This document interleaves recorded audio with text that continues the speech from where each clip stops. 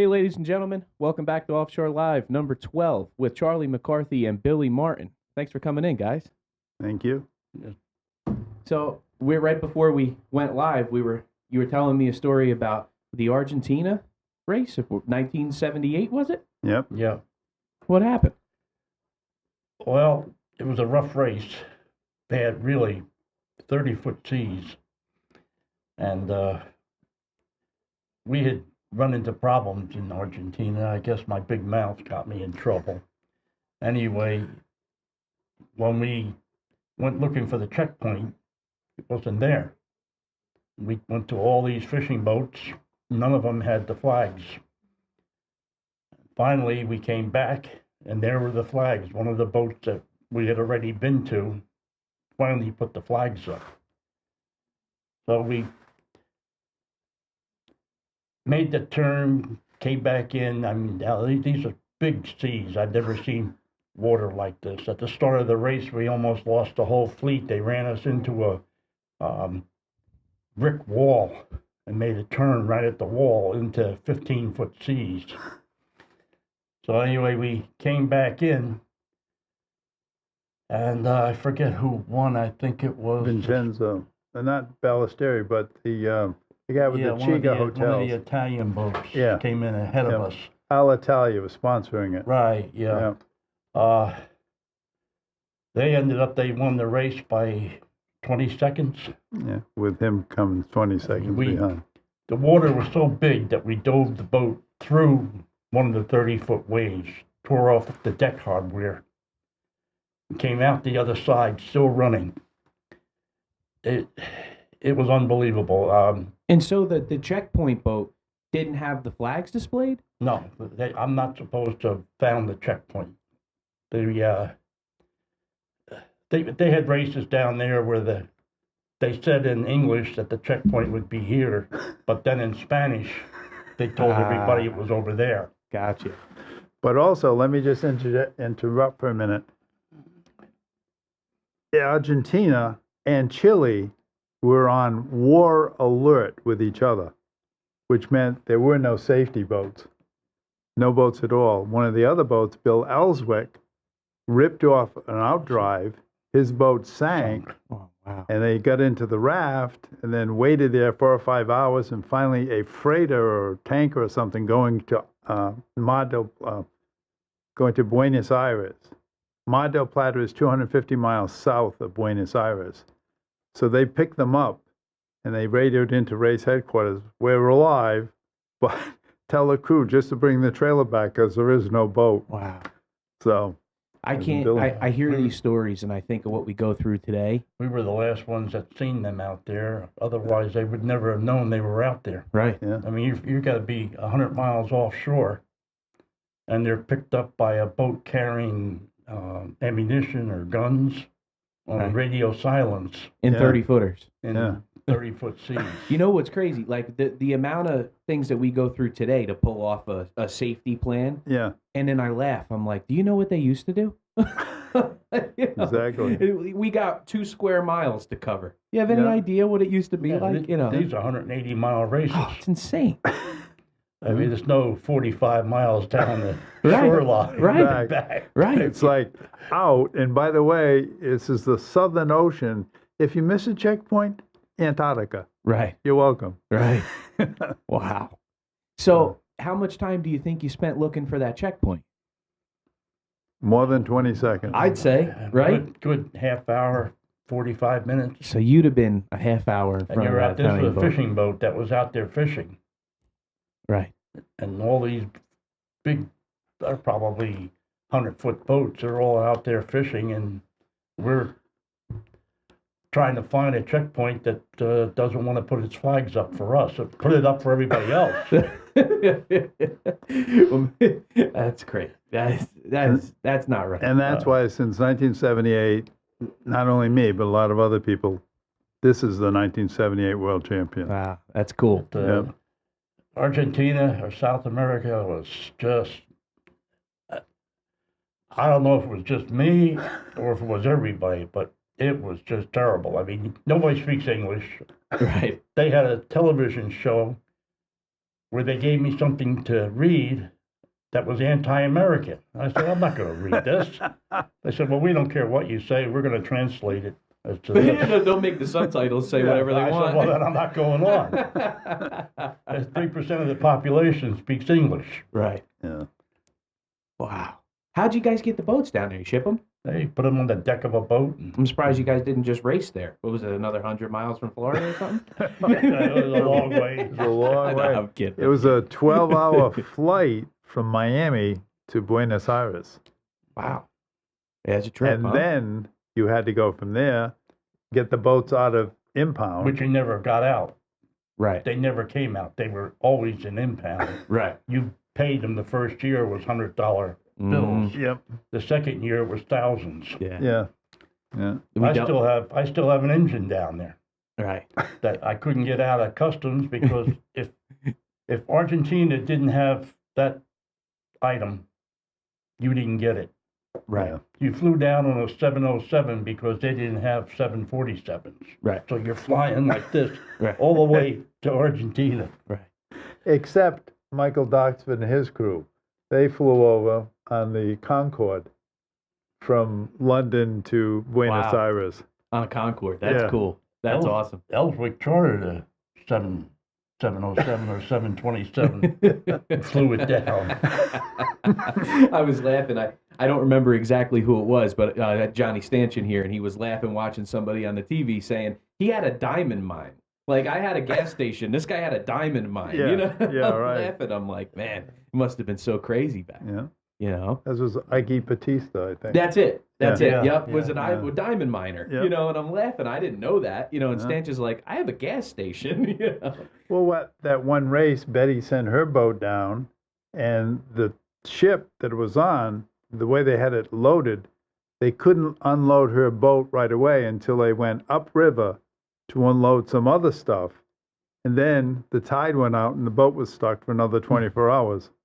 So I remember reading a letter from Gary Garbrecht to the APBA Offshore Commission, like, we have to be careful about okaying these races in some of these places because they're Yeah, it's really not lawless. set up for it. Yeah, when we ran, actually, it's up now. When we ran this race in Bimini, that was the major to do.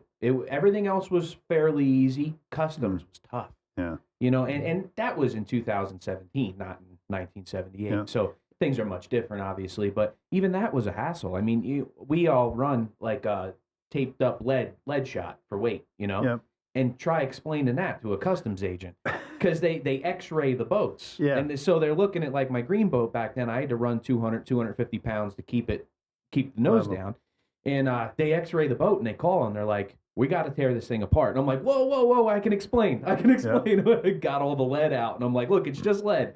You know, and it was like crazy what we had to go through. Mhm. You know, we're spoiled in the Yeah, States. We're for spoiled. sure. We don't realize what goes on. We used to drive from Buenos Aires to, I think it was, anyways, about 30 miles down.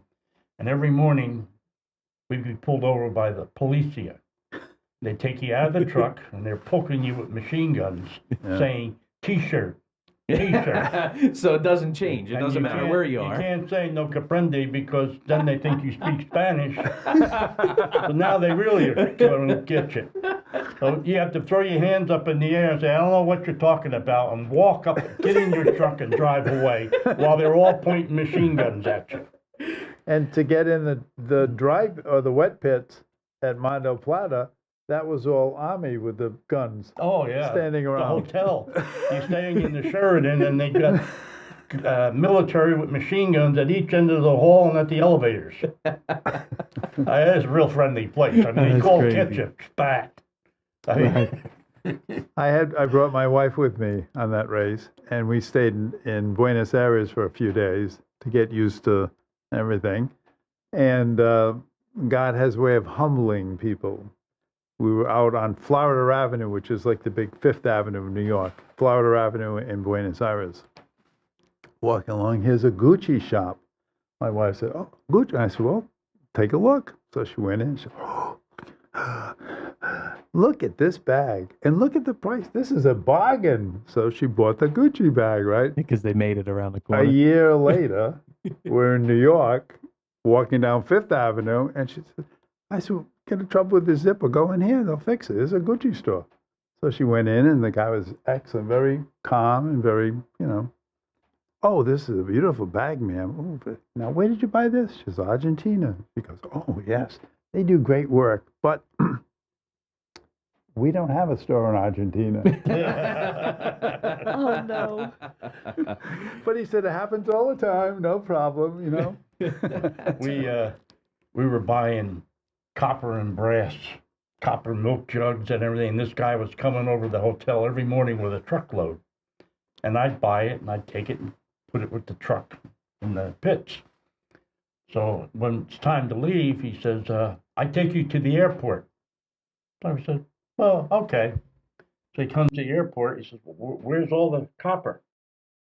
And he says, oh, well, we put it in the boat and we shipped it back. Ay, ay, ay, ay, ay, ay, ay. He gets in his truck and drives away. He thought he's going to get it all back because who's going to ship a ton of copper back to the Plane. States? That's right. That's awesome. But you raced a lot in Panama, too. Yeah, Panama's a different story. They're Yeah. nice people down Now, there. in the Friendly. 70s, were you running the red cigarette then? No, he was running a 35, 35, and then the next year we ran the 39. the black 39 first, Yeah. and then the orange one. No, I never took the orange one. It was a 35. No, the 39 orange for the Bacardi race. Yeah. Yeah. Yeah, that was in the States. But Yep. Oh, I mean, I understand. Yep. So you never took the other one down to Panama. no, I mean, we Right. took them down there. We didn't know if we were getting them back. Right. Briggs Cunningham burned up all his race cars on the docks because they wouldn't give them to him. Right. We thought when we went down there, we'd find machine guns mounted on the decks of our boats because they were having the They'd say Falkland Wars. policia. Oh, it was just terrible. My wife had a good time though. My daughter had a good time. Well- I just did. They gave me a English speaking interpreter, Right. and she came with me all day long. You know what's funny is, like, right there, I'm just wondering which boat you had with you. Today, guys that make a name in a sport usually do it in one boat. Like my old man's famous for either the Viper or the Fountain. There was not 10 of them. But I laugh, I look back at history and I look to like you guys where you were in a different boat every couple of months, it seemed like. It Well, was we had, that year we ran Europe, South America, and the States. right. I was just changing suitcases in the airport. My wife would bring me a new suitcase, and off I go to Right. California. That's great. It was something else. That first race that they came out with the bubble deck, the orange boat. Right. That was a Bacardi race. We had raced in California. Usually we go to St. Petersburg after that, but they didn't have it that year. So it was Bushmills and then Bacardi. So that ended up being a very rough race. And the production boats went out of the government cut over to Bimini and back. The open boats, we had to go down to Fowey Light, come back to government cut, go to Bimini, come back from Bimini, go up to Fort Lauderdale, back from Fort Lauderdale to the finish line. So, or maybe we have to go back to Fowey again, maybe. But anyway, race goes on. I had won the first race in Bushmills. So Jerry Jacoby came in second, Betty came in third. Now we go down to Bacardi in Miami, and I couldn't find my own helmet. So I borrowed somebody's helmet, but I also borrowed a balaclava that I put on. Well, going out the government cut, the balaclava's going like this, and coming low, Right. and pretty soon I'm driving this boat with the Braille method. I couldn't see anything. So, knowing Art Hafner, as we remember Art Hafner, I made sure that boat came off plane before I took that helmet off, or I would have been immediately disqualified. Right. You know, he was a great guy, but Stickler. those are the rules. Yep. So I took it off, redid it, put the helmet back on, get going again, headed down to Fowey, happened again. So this time it took the helmet off and threw the thing over and put it back on. And I think he used a strip of duct tape or something to hold the helmet too. So we get down to Fowey Light. It's rough. That's where Jack Studeville hurt his leg. And Joey let him off at a spectator boat, but he never brought the boat off plane. So Jack just kind of got out. Yep. Okay, Jack. Jump. That was normal. Yeah, that was That's normal. why I had to run with 3 people. We got disqualified for that. We the first year we were racing the Viper, it was actually all white, and it had before the purple and yellow thing and all that. We were running in Point Pleasant when Kurt Berger was still running the OPA, and we went down to turn 1, and it was big. I was a kid back then, but the navigator in the boat was already a little nervous in the morning when he saw how rough it was, and it was only going to build through the day, you know. So they went out, and I'm watching, and this was literally their first year, so didn't know what trim tabs did and what, you know, we had a race boat and we were racing it. We didn't have any education, so that thing's just dropping on its tail and flopping all over the place. They get down to turn 1, the navigator hurt his back, so they pull inside the course, walk him up to the front of the boat. Now it's 8-footers, so try to get a guy to a safety boat in 8-footers. So my brother goes, "Sorry, man, but second place is coming." Kicked them off the deck and away they went, right? We came in and they won the race, and Kurt Berger walks up to my old man. He goes, "I hate to do this to you, but you're disqualified. You have to finish the race with the same amount of people you started with." We had to finish with 2. Right. And just about every You had an race I had to expendable. put someone off. And it wasn't pull up to a boat and let them off. It was get close to it and you're in. But you talk about being disqualified. We got hit in Point Pleasant by, one of Wishnak's boys. John Henry? No, who was the referee? Bottomley, Tom Bottomley. Oh, okay. We came around the checkpoint. We had a brand new 35. We didn't know how to run the boat. Boat was fast. It was the fastest out there. Now, at this time, you were already into the lightweight layups and all, right? Well, they couldn't really make me a lightweight boat. It would break on me. He broke him in half. Well, because back when... He ran them tough. Oh, yeah. And Yeah. when you came back, and actually you're wearing a jacket there, when you came back and I had gotten the fortune to spend some time with you there, that was my favorite stories, was all of the demo boats that you would just go break in half and blow the deck off of. We broke the 39. The black boat was only made for one race. Right. It was a 2-layer boat. It weighed 2,400 pounds. Right, no bulkheads, no stringers. With little half-inch bulkheads in it, missing a couple. And we broke that in half 5 times. I broke it in half going to Bimini, and I figured, well, we'll just pull in. Well, Arano's up there, you know, he's the boss. He's pointing. Okay, I guess we'll beat you at Bimini. I mean, now this boat is splitting and water's coming in, probably 50 gallons at a shot. So, I mean, he doesn't care what happens to me. My tail, not his. He's up there selling boats. He's cha-ching, cha-ching. He's practicing the speech. I up get there. over to Bimini, and we're in the lead. And I'm looking to go, okay, beach it. Oh, no, back. Now we got to turn around. We got to come back. I mean, this boat's broken. It ripped across the deck and down to the bottom, down to the water line. The only thing holding it together are the stringers. Right. Well, we come back, and I think we ended up second in that race. But I'll never forget Arano just telling me, get going, get going.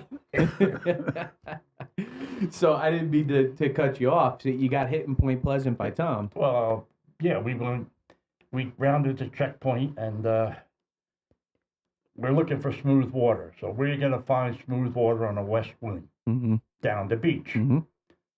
So my driver, I was throttling, tells me we're going to go around the back behind the spectator fleet. Okay, we're not going through it. We went around the back, right down the beach. We were running 92 miles an hour. Nobody was running 90.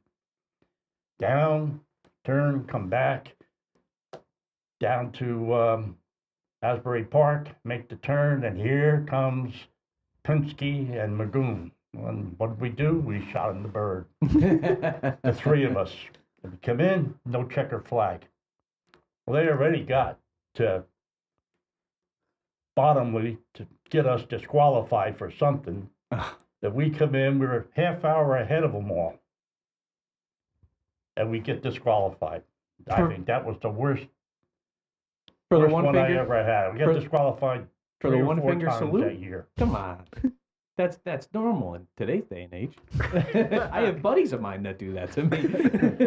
We were the only ones that found Shrewsbury Rocks one year. Everybody else ended up in Long Island. We found Shrewsbury Rocks because we go fishing there. Right. Yeah. Rounded it, came back. Everybody should have been disqualified.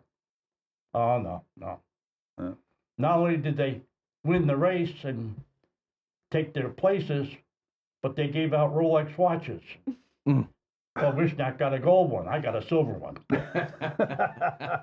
It Something was always tells- a battle. Something tells me you weren't exactly a company guy. No, I had a big mouth. I used to let it get known. That was Well, that's thinking. why you're one of my favorites. I mean, we had the scales of justice on the 35, and they were tilted this way. Politics, Billy Martin. That's too cool. 25 years of boat racing. We Yeah. could sit here for a month and tell stories. That's why I'm here, man. Well, that get back to the Bacardi race. Now, second time I put the helmet on, everybody's gone. Everybody's long gone. So I go down Poway, turn the light, come back, government cut. I can see stuff like that. But I've been at a party with Jim Wynn, maybe a year or two before that. And he's telling stories. And I remember the story he told about Miami Nassau when he had some problem with the Ghost Rider getting it going. And he said he was an engineer. So he approached things like an engineer. And he said, that morning I had checked the Gulf Stream and it was flowing stronger than normal. So he said, I took my boat and instead of going on the compass course with the correction that I had planned, I turned it further south by 3 degrees. Okay. So Caught some of that speed. he caught some of that drift up. So he said, when I hit the first checkpoint, I could see the other boats coming from the north where they had gone too far. So I said, well, the worst that can happen is I'll have a story to tell Jim Wynn that this didn't work for me. But I tried it and it worked. Yeah. So I went from the back of the fleet Well, to you were like, probably better off coming inside a little bit and making that trek with it versus Yeah. trying to be safe and then have to come against it. Yep. Right. and by the time almost to the cement ship, or the checkpoint, you had already turned. You had gone back. Betty had gone back. And so I turned, and I think there was another boat ahead of me. But anyway, Ippolito. So I turned, came back in. Now we get back to Government Cut. We have to go up to Fort Lauderdale now. Well, going to Fort Lauderdale, I get pounded and I get squeezed between the bolster and the steering wheel and get knocked out for a couple of seconds. But naturally, I had a really good throttle man. And he kept the boat going just like I was still steering. So well, if you were wedged in there, I was it was wedged going in there, straight. knocked out. He goes, let's go. So we got the Government Cut. I'm at the big red and white pipes there at Fort Lauderdale Inlet. The year before, I had broken down there. So I went in on the beach, and the water was much, much calmer, and I remembered that. So this time, my navigator's going crazy because he wants me to do a 180 and keep going, but it was too rough out there. So I could see Ippolito ahead of me out there, and I went in on the beach, and I ran inside some of the swimmers at the hotels. But I made up a lot of time. Right. And then I came out and started heading after Betty and Billy. And Betty finished first. You finished second. I finished third. We were 20 minutes ahead of Betty coming back from Bimini, and it was so rough. I beat myself so bad that I didn't know what I was doing. I swore we had a belly full of water. I made him open the hatches and look, and of course there was no water. I couldn't trim it. The boat just kept jumping, and we kept seeing Betty gaining and gaining and gaining. And she's there going, we're going to get him. We're going to get him.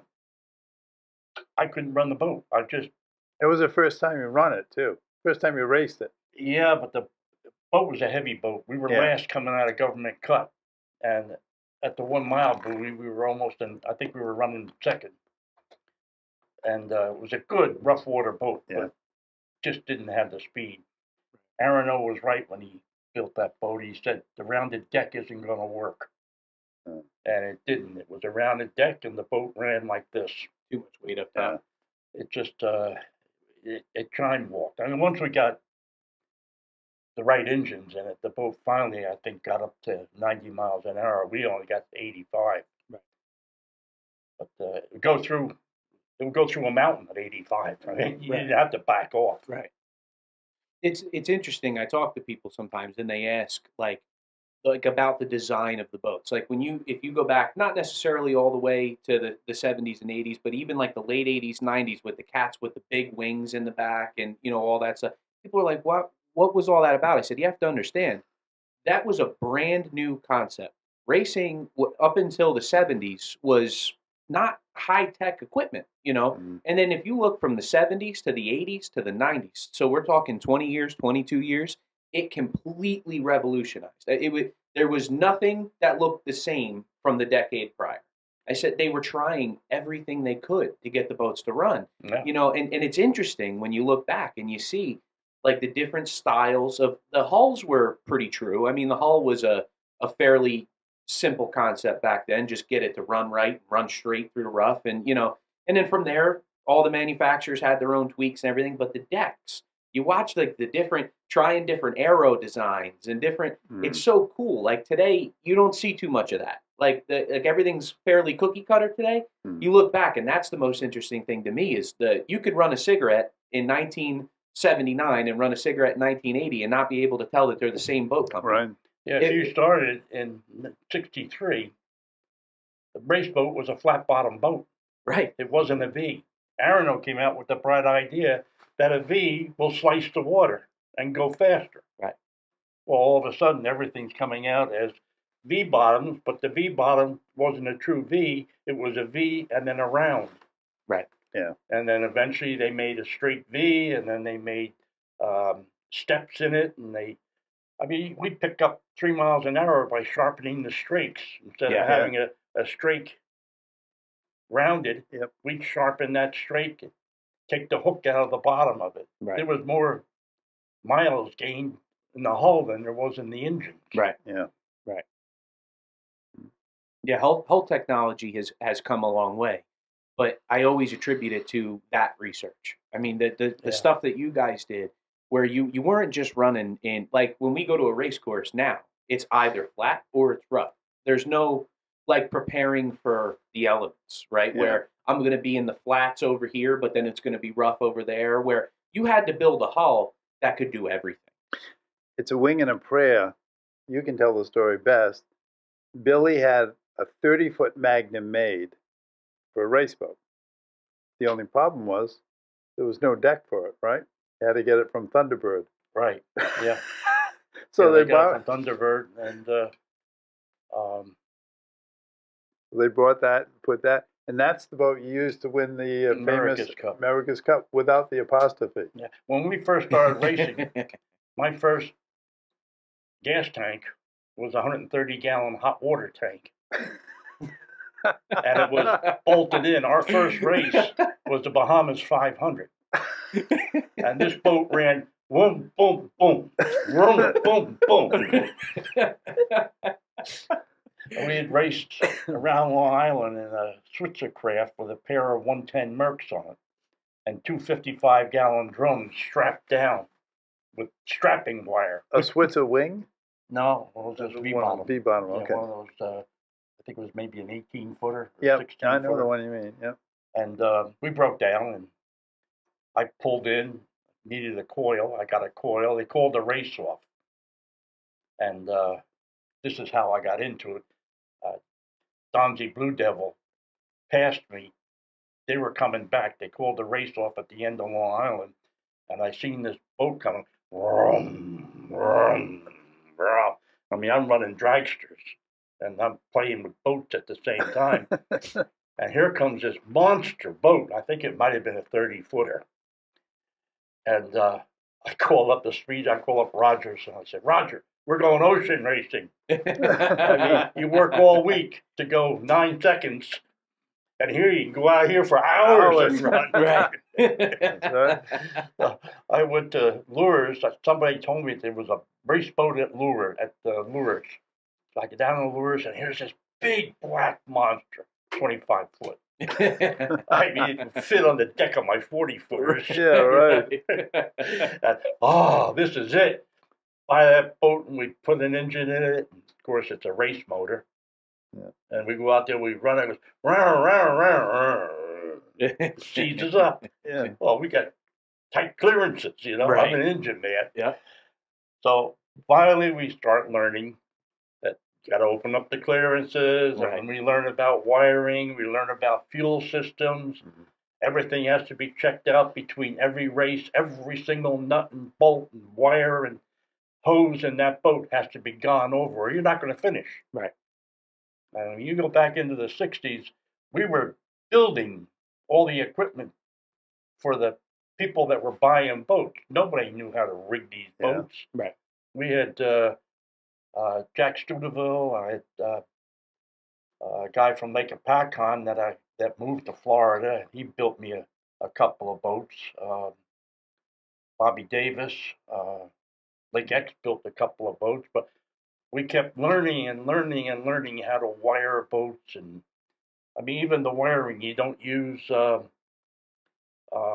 solder has to be lead free. Lead free was something, otherwise it would corrode. Right. With the I salt. mean, just Right. a simple thing. I mean, you're out there racing, all of a sudden your gauges go crazy Right. because your wiring has corroded. Right. And your fuel lines break or pinch because you haven't got it strung right. Right. Mm-hmm. It was a learning experience that the public benefited from in offshore. Yeah, that's real. The safety of the boating today was really the foundation comes from the racing. Pioneer. We put in- Absolutely. We put in CO2 systems so that we wouldn't blow up. I mean, I burned up. I spun them out. I dove them in. I put them up over beyond the point of no return. I think I'd done everything I could with a boat and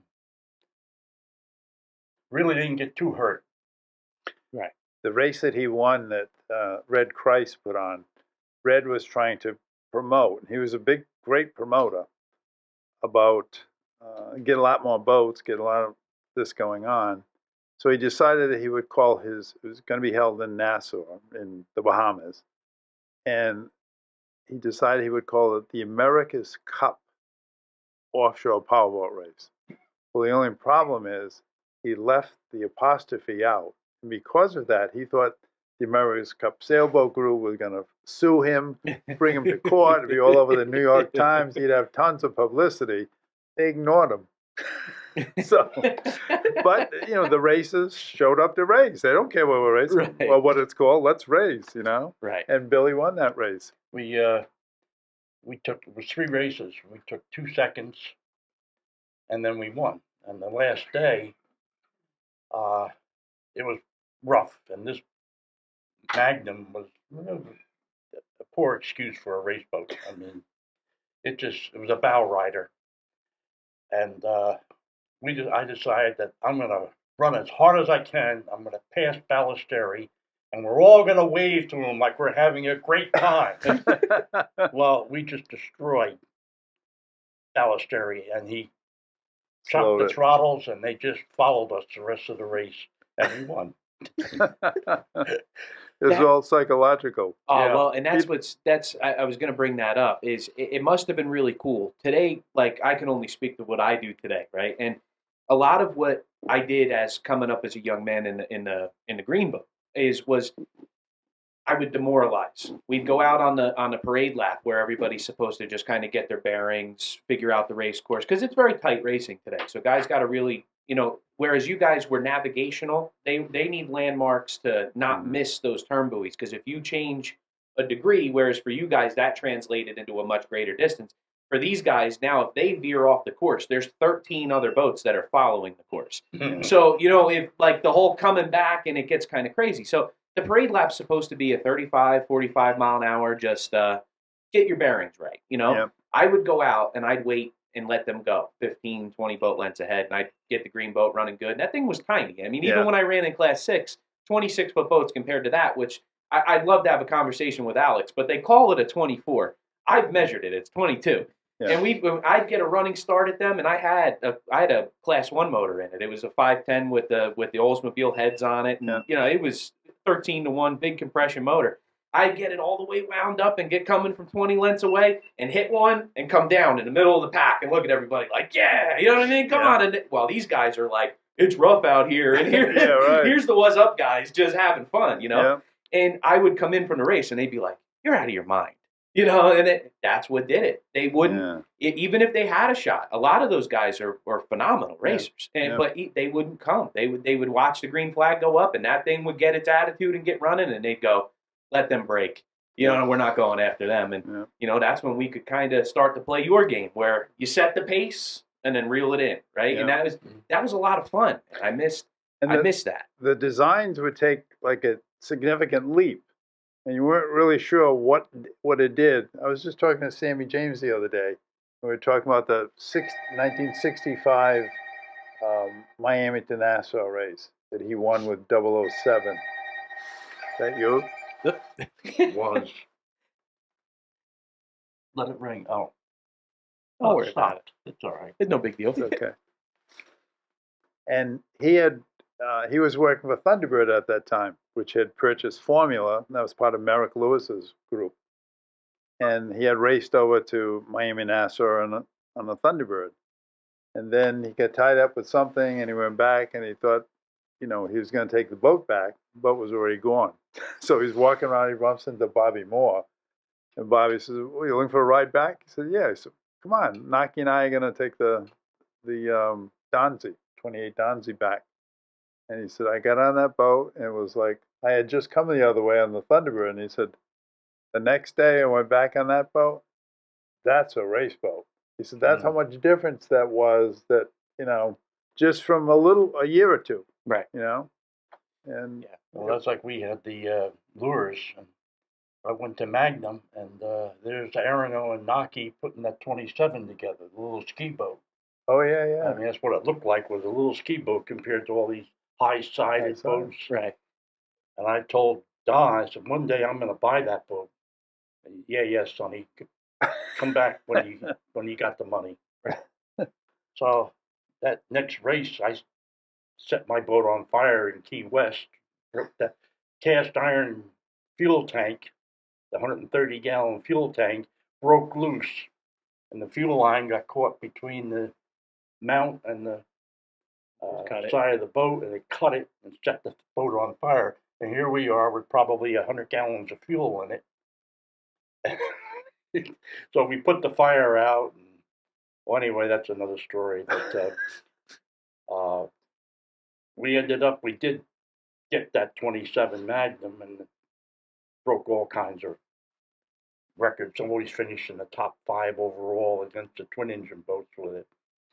But going from that Magnum that went, that lures that went boom, boom, boom, to this Magnum that went across the tops of the water, it was like night and day. I mean, you just couldn't believe the difference between it. Well, I can tell you this, today, Magnums come out on the course, and they run just as well as anything that's built today. That's the same boat. It's the same hull. It hasn't changed. No.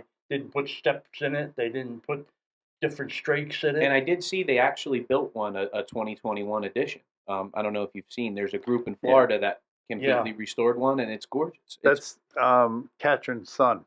Okay. Who's, the silver one, right? Is she still involved? She is, but she isn't. It's that boat is. I don't know. She's aging out like I don't know all the ins and outs of it, but I know the boat itself is absolutely beautiful. Yeah. Like, I think I would buy that today over anything that's built let's today. see now. The early 27s went for $9,500. Oh, Now, what do you figure that 27 goes for? Billy, I can buy headers and tailpipes for $9,500 today. But 9,500 for a twin engine 27 Magnum, because we brought the first ones up here, and Bert was selling them in that marina across from where Murphy's used to be. Arnold? Anyway, we brought the first 27s up here, and he sold 3 the first year, and then 6 or more the second year, and that started the B-bottoms in Barnegat Bay. Up here. Wow. Great. And that came from racing. Right. I can't get my head wrapped around that. 9,500 for a turnkey boat. I think that boat went for about $250. Right. That 27 Magnum that they built, because they were calling me on it. They wanted all kinds of information. I mean, I just never made it down there, but I forget the guy that is from out in Ohio or somewhere that was involved with her building that boat. Okay. Because they were, is it a 27 or is it a 30, a 31? No, I think that silver one's a 27. 27. Yeah. Yeah, I think it's a single engine 27. Yeah, he has one of the 30s that were built, the 31s. You don't see too many of those. No, there were only like 7 or 8 of those ever Mhm. built, and we tracked them all down. And he has one of them. I think he has Boerhaave. Yes, that. Yeah. No, No? Boerhaave. That was The guy from Bahamian. Nassau. Yeah. Bahamian guy. Juan Fernandez. Juan Fernandez, Yeah. right? Stirring up these old memories. Well, When that's you- why I'm so happy to have the two of you here. When you're talking about the 27 Magnum, now you have to look. Don became world champion using the 27 Magnum. Yes. Harry Scholl was the designer. Don would give him the ideas, knock it out on his yellow pad, take his feet off the desk, and say, "Here, design it." And that's Right. excuse me, No, that's no what they worries. did. But in 20s, he had boats set up with 3 upward engines, and he had other boats set up with a single engine. And what he did is he had 3 boats that year. Mhm. One was in Europe, and Naki and Michael Aronow dragged it all around all the different countries. One was on the West Coast, one was on the East Coast. And Steve Saroy was the one that Don got to drag the boat out to the West Coast for him when he was racing that year. You look at the side of the boat, as Billy said, they're big sides. You look at the Magnums that he's selling, he cut about this much off. Then you look, he sold Magnum, now he moves to cigarette boat, and he has this hull, Magnum hull. But he says, this is a good selling size, so I'm going to make it a 28 rather than 27. Well, how are you going to make it longer? Well, if you've been in some homes, you notice there's a piece of molding that fits between the wall and the ceiling. So they added that to the top of this bare hull on the Magnum, and that's how they raised up the side on the cigarette. So I think you have a cigarette out here, center console. Yes. Take a look at the front, and you'll see where that crown molding, Right. and they used to have to like slip it out of the mold up this way once they released it. Right. So did that become the Squadron? Yeah, that became the Squadron Wow, also. I never knew that's where that came from. I thought that was a totally new design. No, it's the same Wow. same thing. Where do you think the Hustler came from? The Hustler. Hustler Boat Company, when they came out with that Hustler. That was that had to be a was 35, My no? America's boat mold that they took to 27 and stretched it. That was to the 33. Is that one? Yeah, Right. and that thing sat out in the boonies. It was full of water for years, and they went down there and they bought it. And because the name of the boat was Hustler, they became Hustler Boat Works. And Right. Wow. that 27 Magnum is actually Hustler. And it's also a signature. Yeah. When Tommy Adams took Miss America, right, took his bottom from his own 27 Magnum, and then he made it with a different deck on it called Signature. Well, Aronow had And a that little backyard deal going where he would always keep making molds, and then he'd sell these molds to different boat companies. That's how he got me going. Right. I bought the molds from him. Now you mentioned the Signature. And just totally kind of off the wall question: does the name Rich Farrell ring a bell to anybody? I know the name. I I can't ran place it into yet. a buddy of mine that I went to high school with, moved down to Florida, and I hadn't seen him in years. And we were down in Florida racing, so I went over to see him, and he lived with his grandfather. I walked in, he introduced himself as Rich Farrell, and you know when somebody introduces themselves, they can introduce themselves where this guy introduced himself to me like with a purpose, you know. Oh yeah. And I'm like, where do I know this guy? You know? And he goes, come upstairs. I want to show you something. Now, I don't know this guy from Adam. I walk in his office, and it's nothing but 27 Magnums, Michelob Light, Miss America. He's got a picture out in California with the trophy with the boat hanging on the crane over the table and all. And I'm like, well, this guy, to be doing this stuff, must have been in the real deal. I Yeah. mean, you know. And so then he's showing me flipping through his pictures, and he goes to a 38 signature called Miss America, I believe was the name on the side of it. It could have been Michelob, but I'm drawing a blank.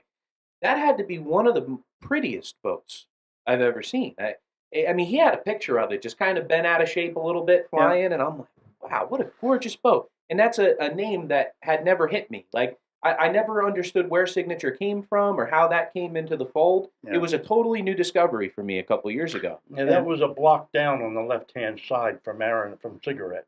Okay.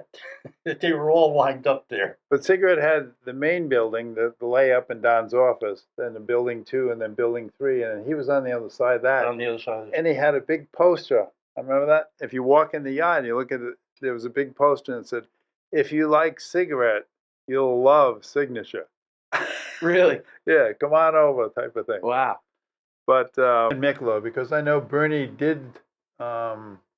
I think it was also called Strawberry Patch. Yeah, I remember that. The Yeah. girls ran that one. Yeah. But I think Bernie did spawn. That's how Bernie first got in with the Offshore rather than just all the Unlimiteds. Speaking of Bernie, I won the Bushmills race. Tied up the boat, walking up the ramp, and Bernie Little sitting at the top of the ramp. Said, "Great race today." He's in the helicopter. I watched it. That boat really runs good and all that. He said, "Listen, Preston Henn told me he's going to retire. That means the Natural Light sponsorship is available. From what I saw today, I'd like you to become the Natural Light." I said, thought for about 30 seconds, and Bernie, I worked too hard. It took me 2 years to get this boat finished and here and all that, and I probably shouldn't, but I'm gonna turn you down. Thank you anyway. So then later, Sammy, who was with Gentry, and Bernie was sponsoring them, Sammy would say, call me up every now and then, say, "Oh, damn it. I got that Bernie Little sponsorship. It's supposed to get the check on the 3rd, and it's coming the 1st. I'm all set up to accept this money on the 3rd, and he's mailing the check early." He said, "Oh, that's right. You never took a sponsorship, so you don't have these problems." So I was way off base.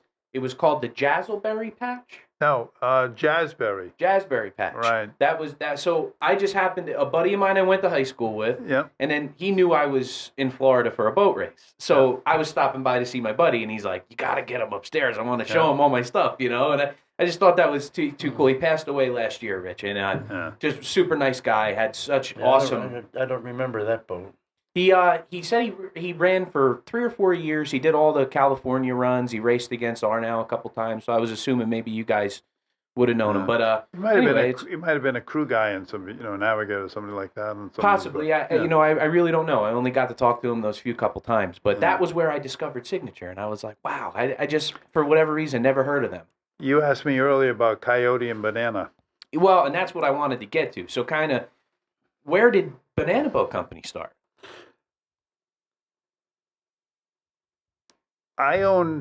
My main business was transportation. I owned a bunch of trucking companies. But I always wanted to get into offshore. Not always, but I had grown up. This is a very important thing, so everyone pay attention. I was at the America's Cup race in Newport in 1958 in a 14-foot flat-bottom work skiff. And I saw that boat designed by Raymond Hunt, the first deep V, that Richard Bertram, who was on one of the America's Cup boats, saw too, and he instantly understood.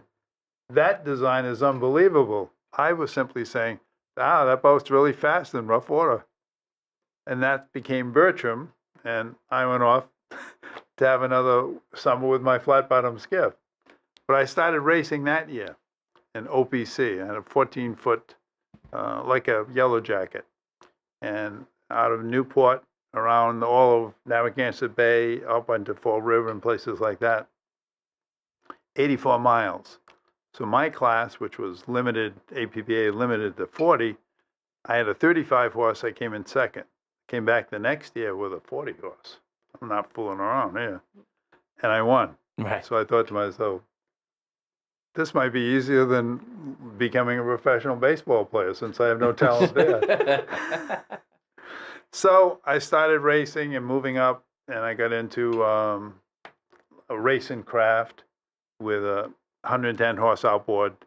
I was racing OPC races. My wife and I used to drive down to, I guess it was Freeport, or something in Long Island. Yeah, Freeport. Yep. And they had races there, and we'd sleep in the car overnight and then go back the following morning. And then I got into SK boats, and I liked it, but I didn't have the kind of money that I needed, So when I went away to school in 1963, graduated in 62 from high school. I took a year off and hitchhiked around the country and did a lot of crazy stuff. But I went to college in 1963 in Florida on the West Coast. And my roommate happened to be from Chicago, who had an 18-foot Switzer craft, and his family was very into offshore powerboat racing. So through that connection, I would go down with him to Miami. And his dad's best friend in Miami was Mike Gordon with the restaurant. Restaurant, yeah. So we became part of Mike Gordon's pit crew. And when he had that purple fish peddler. Yeah. So Mike bought the first 27-foot formula from Don. He needed some pots. He'd sent, we were the gophers, go for coffee, go for beer, go for pots type of thing. Don't touch the engine, and you can wipe the boat down, but don't do any more than that. So that's how I first met Don, back in 1963. And people say, "Oh, what was he like?" I said, he was Don. That's all he was. He wasn't a legend. He was, So I saw the cigarette, the Formula 233. Sitting that day, and this was right before the Key West, Miami Key West race, the end of the year 1963, and that was talking about having the number of people on the boat. Mike Gordon had two other guys driving the boat, and Mike got knocked out during the race on the way down there, so they pulled into a checkpoint, I think in Marathon or Isla Morada, threw them out in the dock, then get going again, then remembered, oh no, we need the same number of guys, and they went back, and they had to get them and put them back on the boat. They brought them to Key West. So I started with that, and I became more and more, but I was on the West Coast, so I couldn't get over there all the time. And that's how I met Michael and, the rest of the family kind of thing, And then I kept telling, same as you said, I kept telling Don, I'm coming back to buy a race boat. So when I had my businesses going strongly enough, I felt I can afford a race boat now. I went back 75, and I said, I want to buy, that's when you had set a record, or I want to buy a boat like that, like Benihana or 35 cigarette. The 36s I thought they were too big, and the new ones were faster and all that. So he said, once again with his feet up on the desk, saying, well, I've thought it over, and I'm not going to sell you a race boat. So my heart broke. What do you? His favorite sentence was, "You probably can't afford it." And then he would turn and take 5 steps, and of course, I'll take it. No, but his next line was almost as good. He said, I said, what are you talking about? I've been dying to become an offshore racer, on and on and on. He said, what I am going to do is I'm going to put you in the boating business. So I'm thinking, oh, now he's going to try to sell cigarette to me, where he sold Formula, he sold Donzi, he sold Magnum, and now I'm the next. I said, listen, I might be able to afford to go offshore racing maybe a few times a year, but I certainly can't buy the boating business. And he said, no. And he was telling me, whenever he made a mold, a new mold, he'd make 3 or 4 of them and he'd store them around Fort Lauderdale, Pompano, in case there was ever a fire. That way he wouldn't lose them. Smart guy. He said, I'm going to sell you the 24 mold, the 27 mold. He said, I want you to go back, and he told me how to do it, and help me with the name. You know, he used to build those, remember those yellow things, the real skinny things that you used to call them Don's banana boats? They were only like 7 feet wide, 6.5 feet wide.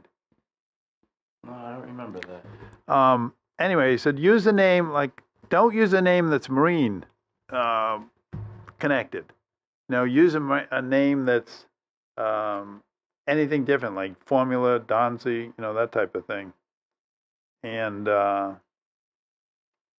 he did have a gift for coining the names. Remember these things? And they would shine work like crazy. He finally got rid of them. He only raced it once or twice, and he says it's too much. Only 6.5 feet wide, and he finally sold them to John Meekum down in Texas, the oil guy. And he won. I think he won the Houston Channel Derby or something a couple of times. So he said, okay, and when you hire a crew, so what he said, run it as a virtual company. And what he meant by that is, and he's, don't ever forget, this is your business. This is what your wife and your family and your income, that's where it comes from. Don't lose it because you're going to play with racing. So he said, a virtual company is, you don't want to open up a glass business and hire people who lay up the glass and all that. So he said, you come from Rhode Island, which is a great, Bristol, Rhode Island is well known as a glass, they had Pearson boats there. They had all kinds of, history, strong history. So I went back and I found a glass shop who would take the molds and build the boats. Like, okay, you call me up. I want a white one with a white bottom and red boot stripe and red and white interior. All he had to do was the glass work. Then I brought it back. I had my own 10,000 square foot garage in my business. I wasn't really using. So I put it in there and I hired 2 guys. Go up to Mercury, pick up a Mercury's 280 package, TRS package. They would install the engine. I get somebody else to make me a fuel tank. So everything was subcontracted out. What's up on you? Okay? Yeah, not to interrupt, but I'm losing you a little bit. If you could just pull the mic up, just a little. There you go. Sorry. No problem. So by never really having, if I didn't sell a boat that Friday, I didn't have to cover any payroll. Right. It was just kind of, right. And I could use those mechanics on my trucks. Right. If I didn't have something. So it was kind of a good thing. Right. So he said, do that. So I brought a boat back down to him, and the deck that I had to make, we were going to use as a plug, but he said, that's too heavy. So he ripped it off and he made another deck. And he said, I want you to start with I know you've been racing, I know you all that, but you haven't been racing big boats. So I want you to start with the 24-foot boat. So he rigged the boat. Stan Irwin with custom engine. He said, I'm going to have Stan make you 2 engines. I want you to do in the modifieds class, not the production. Production is everything has to be perfectly stock and all that. Modified, he said, there are 10 different judges, and they'll each have a different idea what modified means. But Stan will build you some good engines, which he did. And he said, then you can start. And he said, you can win races. So I did. I went out and I won a very rough Key West race where I was up against the 27 Magnums, 28 cigarettes and stuff like that. But we did well.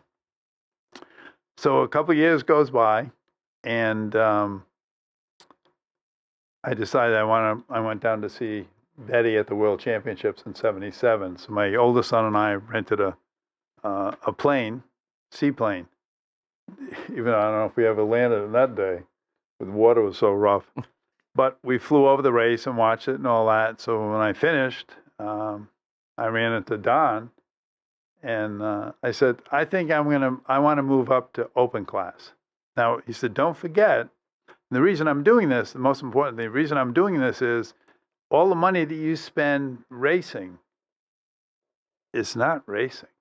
You're doing research and development for your banana boat company. So he said, that way it's all a write-off. Right. I said, okay. So he said, well, be careful now, because if you're going to get to a bigger size, I'm not going to sell you the 39 mold or, the Right. bigger molds. Right. Direct So competition. you have to go with somebody else. So I went to Jean-Claude Simon, who was in the sport, but not in the sport. It was boat builder, but not boat builder. But anyway, He was French, right? It's, French, yeah, yes. Yeah. Yep. So Jean-Claude had found, going back a couple of years now, the Benihana, the very first Benihana, was won by a boat that was called MSV. It stood for Miller Sesente Varis. John Varis was the owner. Bobby Sesente and Sonny Miller worked at Cigarette for Don, but they put this plug together, made a mold 44 foot long. Unfortunately, it was too big for the engines of the time. But they did manage to win that 1974 Benihana, and they almost got disqualified because I guess a lot of the other boats lost their way, whether it would be fog or missing checkpoints, but they happened to manage all of them. And they came in, they thought everybody was already celebrating, handing out trophies. And they said, all of a sudden, helicopters came from all over. And Bobby said, I looked up, and there's a guy leaning out the door in the helicopter. And he said, I guess he was trying to tell us we were number one. Well, he said, I thought he was giving me the finger. So I started giving him the finger right back. Until we got, and they waved the checkered flag. I guess they were the only official finisher, but they won. Right. So that boat had an extra strake on the bottom, and it was 44 feet long. Right. When Joel Halpern decided to move up from the sports class that he was racing in, he somehow got connected with Jean-Claude. And so Jean-Claude kind of came with him. And he made a deal that he would buy a boat if they blocked the mold down from 44 to 38 feet.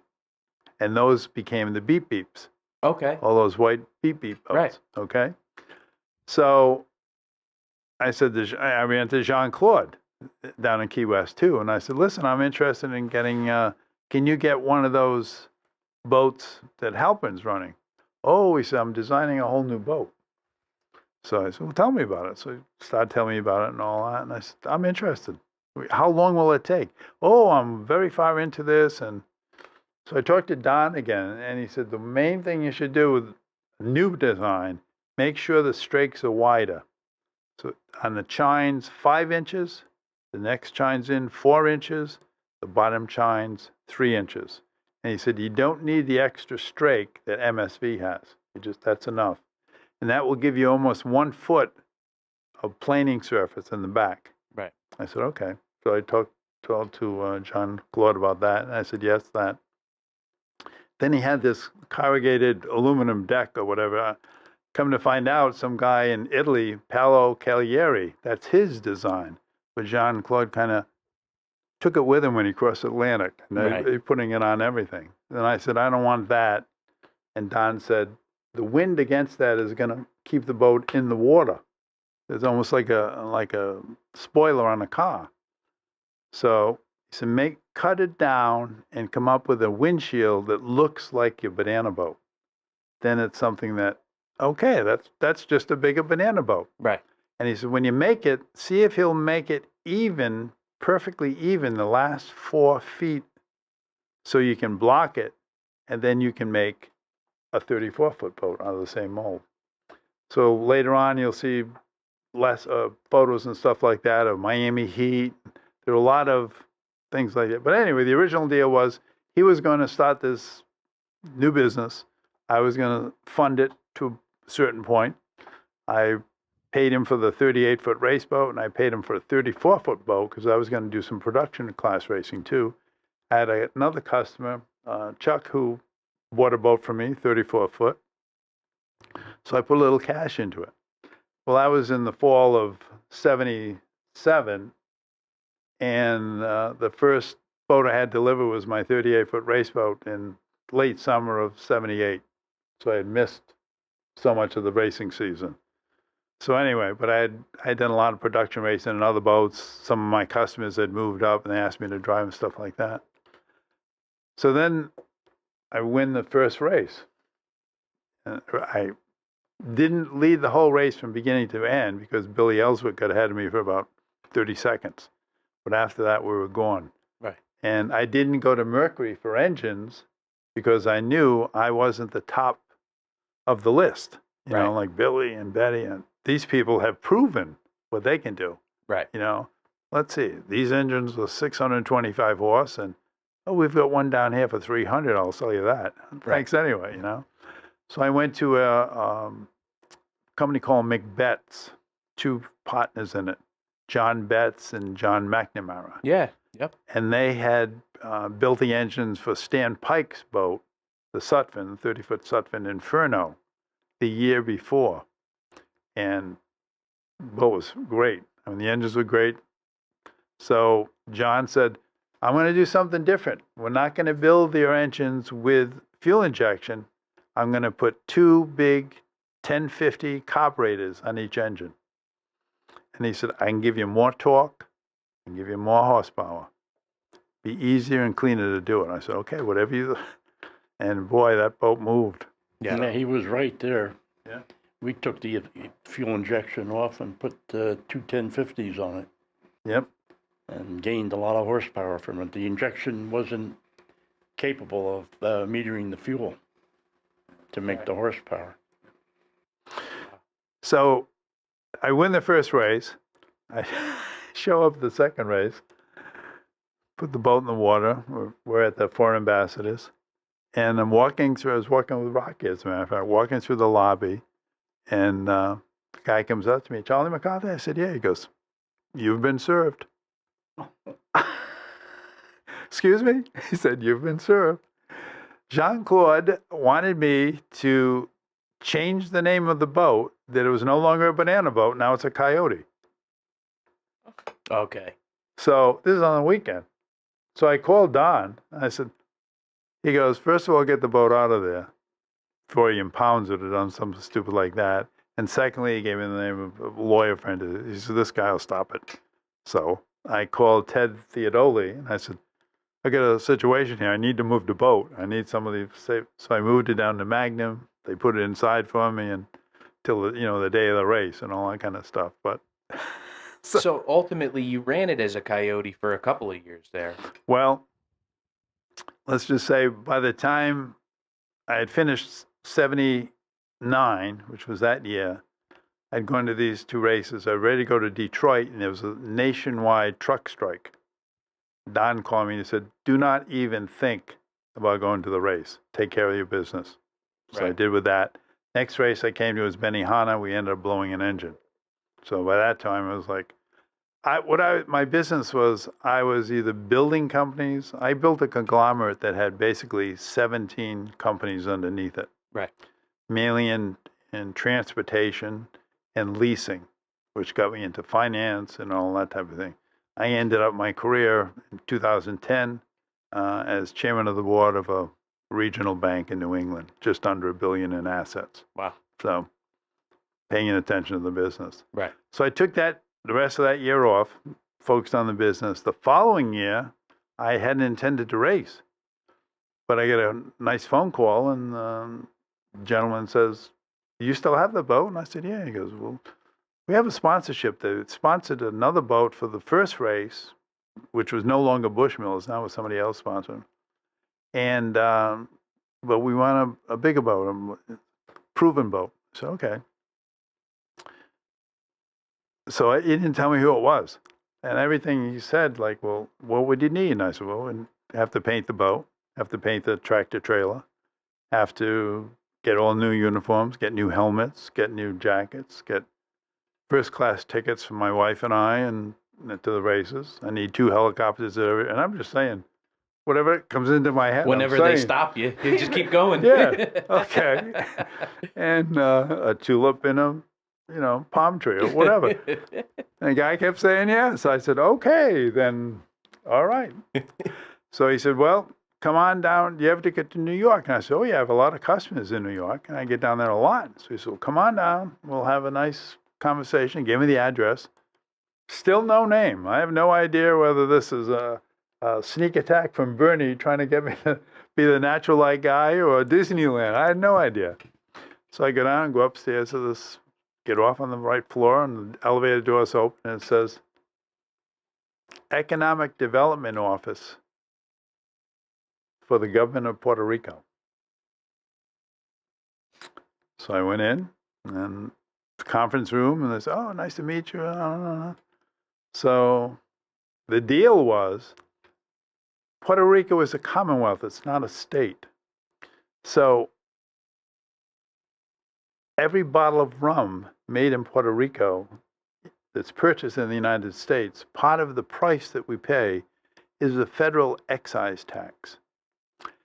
Because they're not a state, the federal government has to return that tax money to Puerto Rico at the end of the fiscal year. So the idea was, the presentation, they said, here's how we want to work this. We want you to bring the boat in to a race site 2 days early.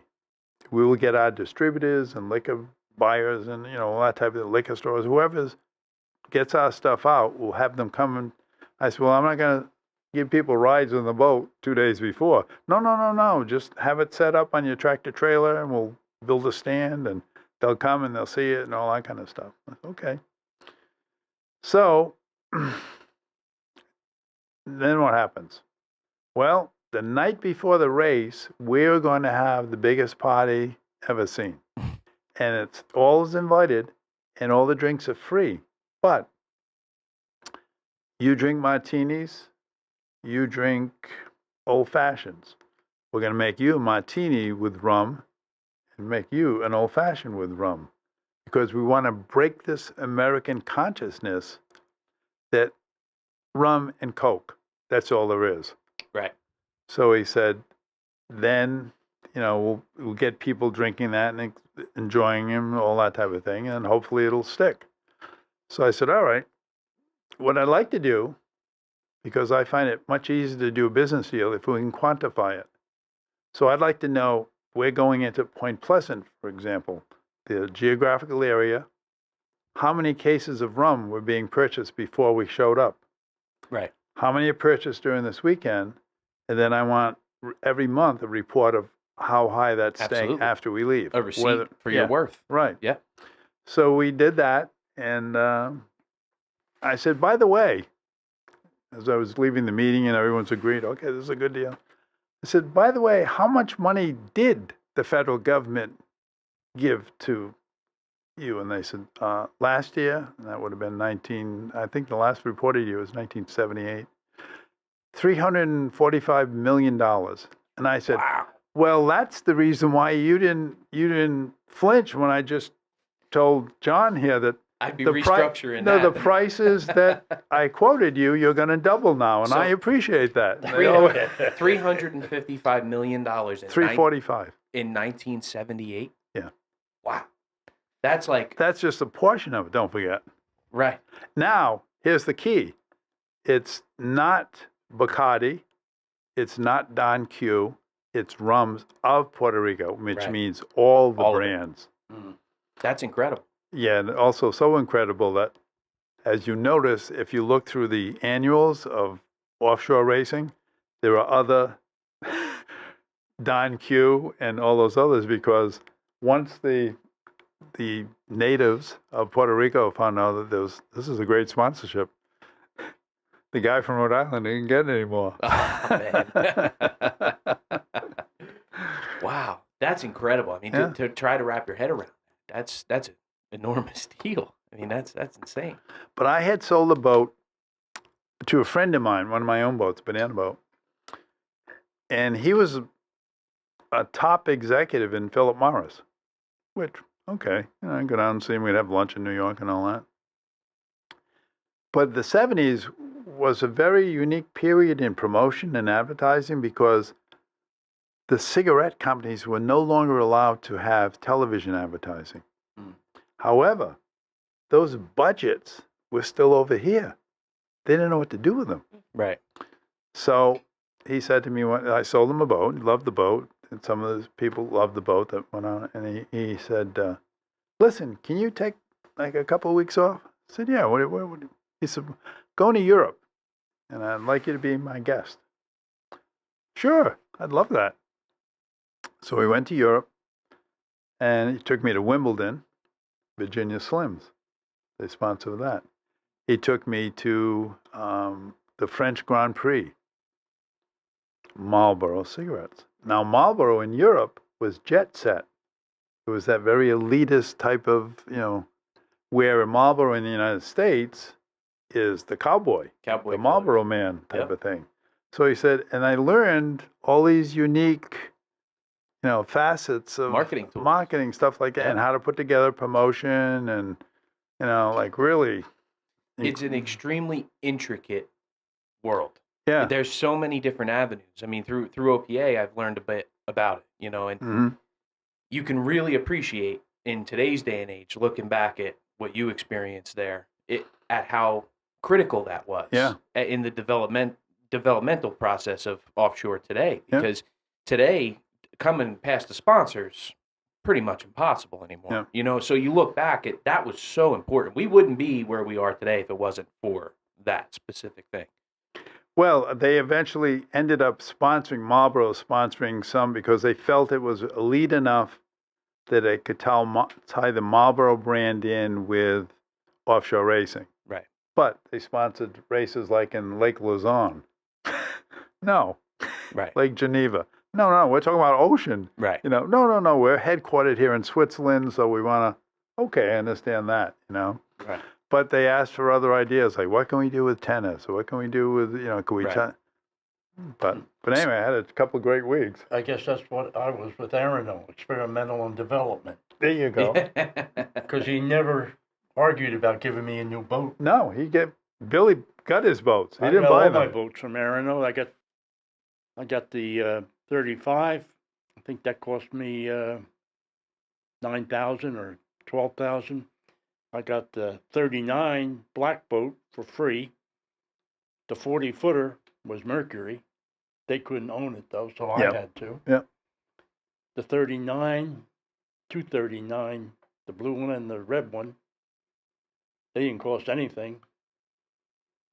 And engines didn't cost anything. It just, Was that kind of the beginning of like the factory race team? Was that where that? It was the just factory race team started in the very beginning. Mercury used to sponsor 15 boats. Well, Mercury, but then right around that time is when the manufacturers started really putting No, out. I don't think anybody ever got free boats. No, I think I was the only one that ever got them. because in the late Sammy James, who was Bertram. in the late 80s to the mid 90s, there was a lot of factory teams. Like Velocity had factory teams. Yeah, every Formula, Donzi, they all had a couple of boats. That's when that Yeah. F2 and F1 started. Yes. Yes, that's different. So this was, and that's why the section I put in my book, I call it the golden era. Because literally anybody, if they had talent and seamanship, could walk into a factory, buy a boat, put a team together, and go out and win. That was the bad part. That's when I became a commissioner. If you had the money, you could buy the boat, you could buy the speed, but you didn't know how to use it. Yeah. Right. And you go out there and you get hurt, or somebody else would get hurt. Right. I remember Visconti. You remember him, Dominic Visconti? With the original Popeye. He used to ride with 2 bodyguards, and these guys would get out of the boat and kiss the ground.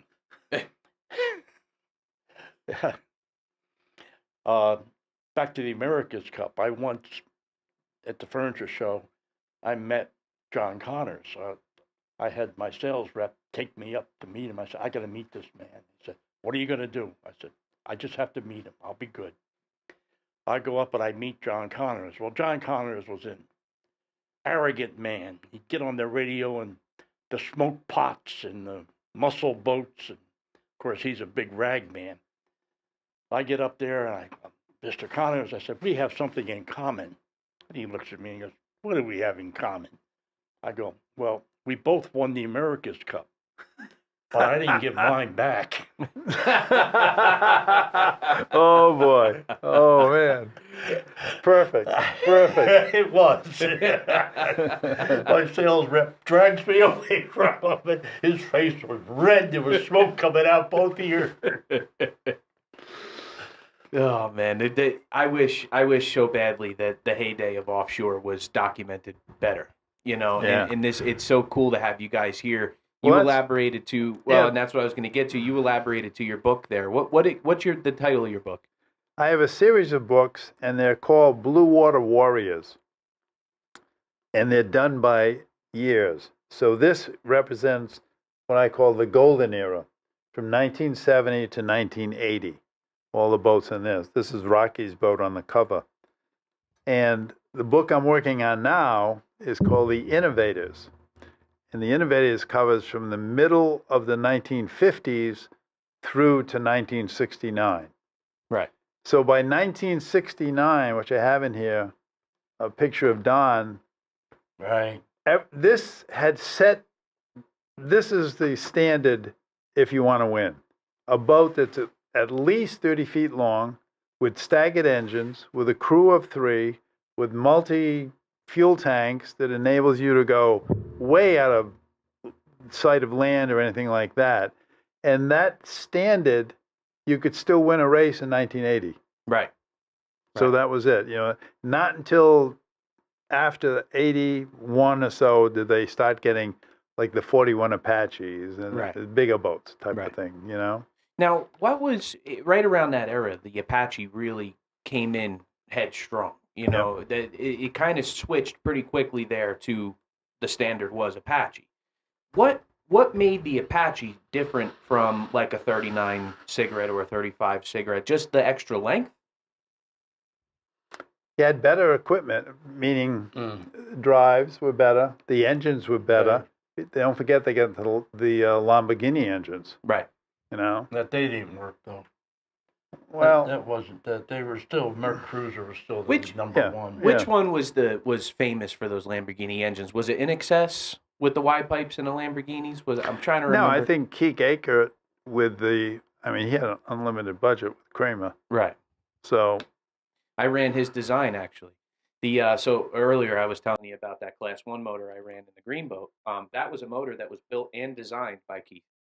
And from the computer controlled velocity stacks on top of the intake and to the those crazy heads that he was fooling with, and it was when we first got it. I have to elaborate. Bob Costa, who runs a 40 Skater that he bought from Tom Abrams, who ran Reliable Carriers later in the Supercat era there. I was hanging out with him when I was probably 13 years old. And was telling him about actually the boat's here. It's right out in front of the building. A yellow Checkmate that I was putting together for Class 6 at the time was 70 miles an hour, just under 26 foot. And I was working on a small block. And I'm 13, 14 years old. It was never going to happen. My old man was just tired of me asking him for a race boat every day. So he's like, here, build this one. Yeah. So I had like a little 305 I was trying to put together for this Checkmate. And so Costa goes, let me go talk to your old man. Walks up to my old man. He goes, what kind of father are you? And my dad goes, what are you talking about? He goes, you guys are engine builders. You're running the sport. You got the craziest race boats in the country, and your son's putting together a small block Checkmate to go run Class 6. What are you doing? He goes, give me your address. When I get back to Michigan, I'm going to send something to him. So people say that. Never really happens, right? We're here. My dad calls me. He calls the landline at the time back then. I pick up the phone. He goes, well, a crate showed up for you. So that weekend I got in the truck and came to work, take the top of the crate off, and here's this Keith Eichert, 510 cubic inch, 1,000 horse, 13-to-1 compression, the moving velocity stack. My dad calls him and goes, you want me to put this in a Checkmate? He goes, I got him the motor, you get him a boat. There you go. That's how I wound up with the Green Boat. But yeah, you're right. I mean, I grew up with that engine. That engine was built to run in like close to 9,000 RPM. So for what I was doing with it, to run 70 miles an hour was 5,300 RPM. The motor lived forever. So I ran that from 2019 all the way to 2015. And I grew with that motor. Everything I learned. I wasn't necessarily a mechanic here. I did bottom paints, water pumps, stuff like that. That was what gave me my start, was learning that motor. And I have so much respect for Keith because the products, like you said, with the unlimited budget, the stuff that he could build, he was a wild man. I mean, he doesn't. I have less fuel tank capacity than I did when I was younger. So I'm going to have to leave Yeah, go ahead. just for a quick. It's no problem. We can take a break. I can't do the 500s anymore. Like I used to. Just watch the wires for that fun. Yep. I know I Yeah. created quite a booby trap room in here. Thank you. You're welcome. It's good to see you, Bill. Yeah. What do you want to do? You want to pause? Oh, we'll Keep just going, leave it rolling. When Charlie comes back, we'll get going. It is good to see you. Yeah, I miss the sport. I don't miss the politics, but I miss I definitely hear Right. that, buddy. the building engines and Yeah. still sitting up there in the barn. Is it? Yeah. Yeah. I was laughing before this. We were, when Ernie had first called me about Charlie coming in, I was like, wow, I mean, how cool is that for me, And then so when it evolved into having you come in too, I mean, this is just too cool, I didn't know he made books. Oh, he's got some really awesome stuff there. Yeah, That the book on the bottom, I guess you can't buy anymore. Mike made that, Arno. And there's only a few copies of it, and it's really, really interesting. Huh. But I don't know why you would need it. I think you probably helped create half that book. Probably, yeah. He called you was- research and development. I think you were a was like science I was experiment. like Aaron's adopted son. He's seen himself in me. He even admitted that. Right. I took him out for a ride in that black 39. I mean, that boat was built for Ballasteri, and they lost it on Lake X. Wait, hang on, because I want to Yeah, get let's this. get this in the show. They, We can talk until Charlie comes back. They lost it on Lake X. It ended up in the boondocks, and Ballasteri wouldn't get in that boat. Right. And I seen it up there, and I wanted that boat. It was a special one-race boat. They built it for Key West. I went down, I talked to Aaron into giving it to me, and he put it together.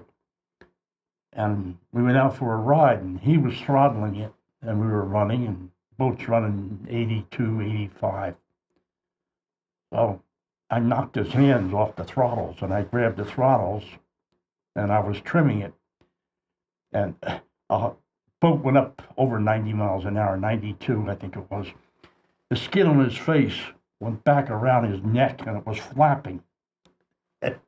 He's hitting my hands trying to get him off the throttles. This boat ran so beautiful, and it was a good 5-6 foot. It just got up on top and just walked across everything. Right. The next day, we put the boat in the water, and I'm out there running the boat, and Aaron was up there in a helicopter, and I look around, there's a whole swarm of helicopters. I figured, oh, geez, I got the cops, the Coast Guard, and everybody else chasing me. Well, he's up there.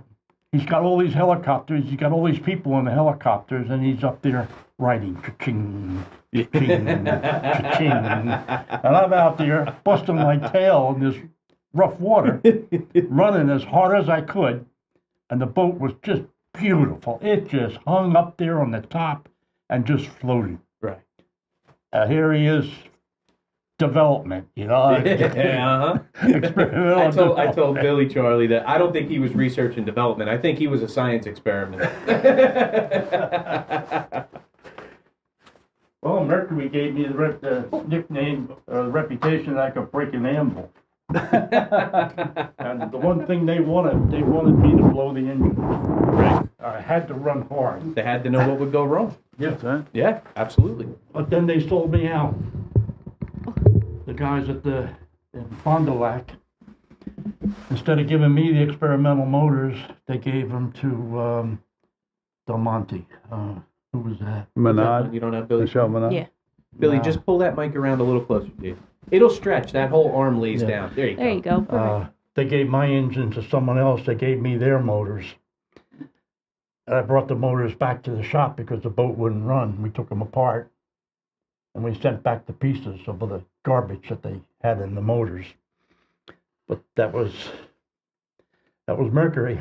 Yeah. Well, Yeah. something that before we move on from all this, the cool thing about having both of you here, a lot of people ask like, who was Rocky Aoki? Who was Betty Cook? Like, the literature's not there.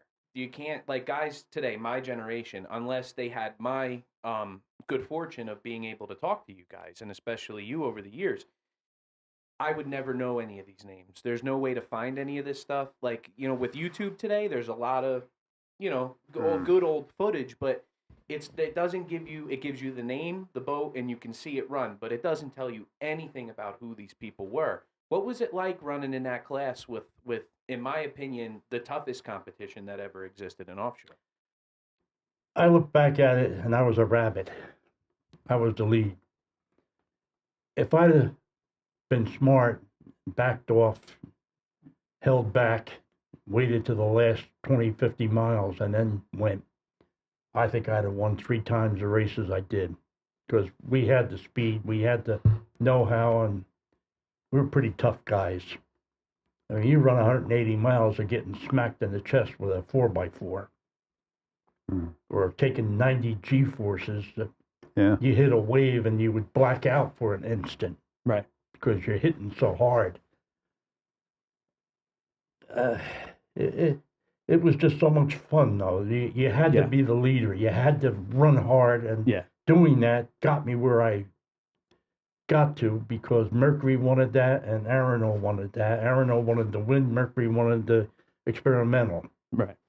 I mean, they when they came out with the EFI engines, they couldn't make a run because they didn't understand the engine compartment got hot. Right. And the fuel injection went crazy. It just bogged down. Right. So one day we take a couple of engineers out for a ride out in the rough stuff. And they said, oh, we never thought of this. And they cured it. They put more air in the engine compartment. The EFI ran decent. But like Charlie said, there's no substitute for carburetors. You can dial the fuel into them. And it's funny what you can do today. Like in the Super V Light I'm sorry, Pro Stock V, I keep messing that up, the name changed. But in that Phantom that I run now, bilge temp's everything. Like you said, the EFIs, if you can keep the bilge pump down, or the bilge temp down, they make a lot better power. And like just silly things that I found, like running reverse aqueducts for, pulling air rather than forcing air. And the backside of that, I would run to a tube that actually looped around with 3 different openings that's attached to stringers right next to the headers. Because what's the hottest thing in the bilge? So rather than trying to move this massive amount of air in and out of the bilge, I decided to just try to pull the heat off of the most hot surfaces. And it's crazy, like the first run we did where I didn't have any of that, just a shakedown run, the boat ran good numbers. As soon as we went to focusing on those things, propellers, bilge temp, stuff like that, 5, 6, 7 mile an hour, just in small incremental changes. It's crazy the research that you can put into these boats. You take the scoops. Everybody puts the scoops facing forward because it's going to suck the air in. Doesn't. It doesn't blow even hit the it. air out. Yeah. You get the scoop, the air from the back of the boat. Yep. Yeah.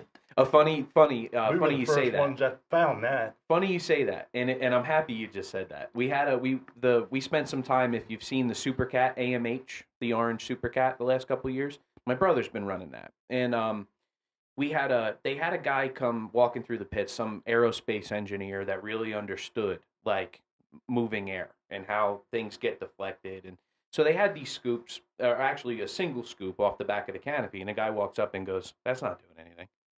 They're like, "What do you mean?" He goes, "If it was 10 feet higher, it would, but the air's hitting the windshield, and it's not even getting close." He goes, "I bet you, if you took me out in this boat, I could prove to you that the air's coming out of that scoop harder than you think." So they were like, "Come on, come on." So they went back home, and they put yarn all over the thing and set up some GoPros in the bilge and went for a run. Sure as shit. Air coming right out, right out of the scoop, not doing anything for the boat other than slowing it down with drag. We used to run those high Yeah, remember scoops those? off the hatches facing Right. forward. Yeah. Oh, man, this is the trick setup. Look Well, cool. one day we put pigtails on the front of it, and they're blowing this way. Yeah. It's crazy because you would never think that. No, Yeah. You know? you would think Yeah. it's going to ram the air Yeah. in there. and When we it did the doesn't. fountain in 2006, when we got the fountain, nobody had tractor headers. That wasn't a thing. All the exhaust went out the back under the dovetails. And so we were like, well, nobody understood back then that the tailpipes going out the back were only maybe 5 pounds heavier than if you shortened them a little bit and stuck them out the top. So who was going to go through all that work? Yeah. But never factored in how much water fills those pipes on the way back versus those short pipes going up. So that's just what we did to lose some weight. Yeah. And then what we found was actually on accident, we just didn't have time. We didn't close the holes in the back of the transom where the original pipes went. And if you watch a fountain run in like the 2000 to 2005 range, when they're perfect, like if you watch like Reggie or Reggie 3 or any of those guys run a boat, Siebold, Robinson, any of those guys, they're fantastic at attitude. And the boat will pick up an attitude, and it'll pick up like a skater gets a halo, right?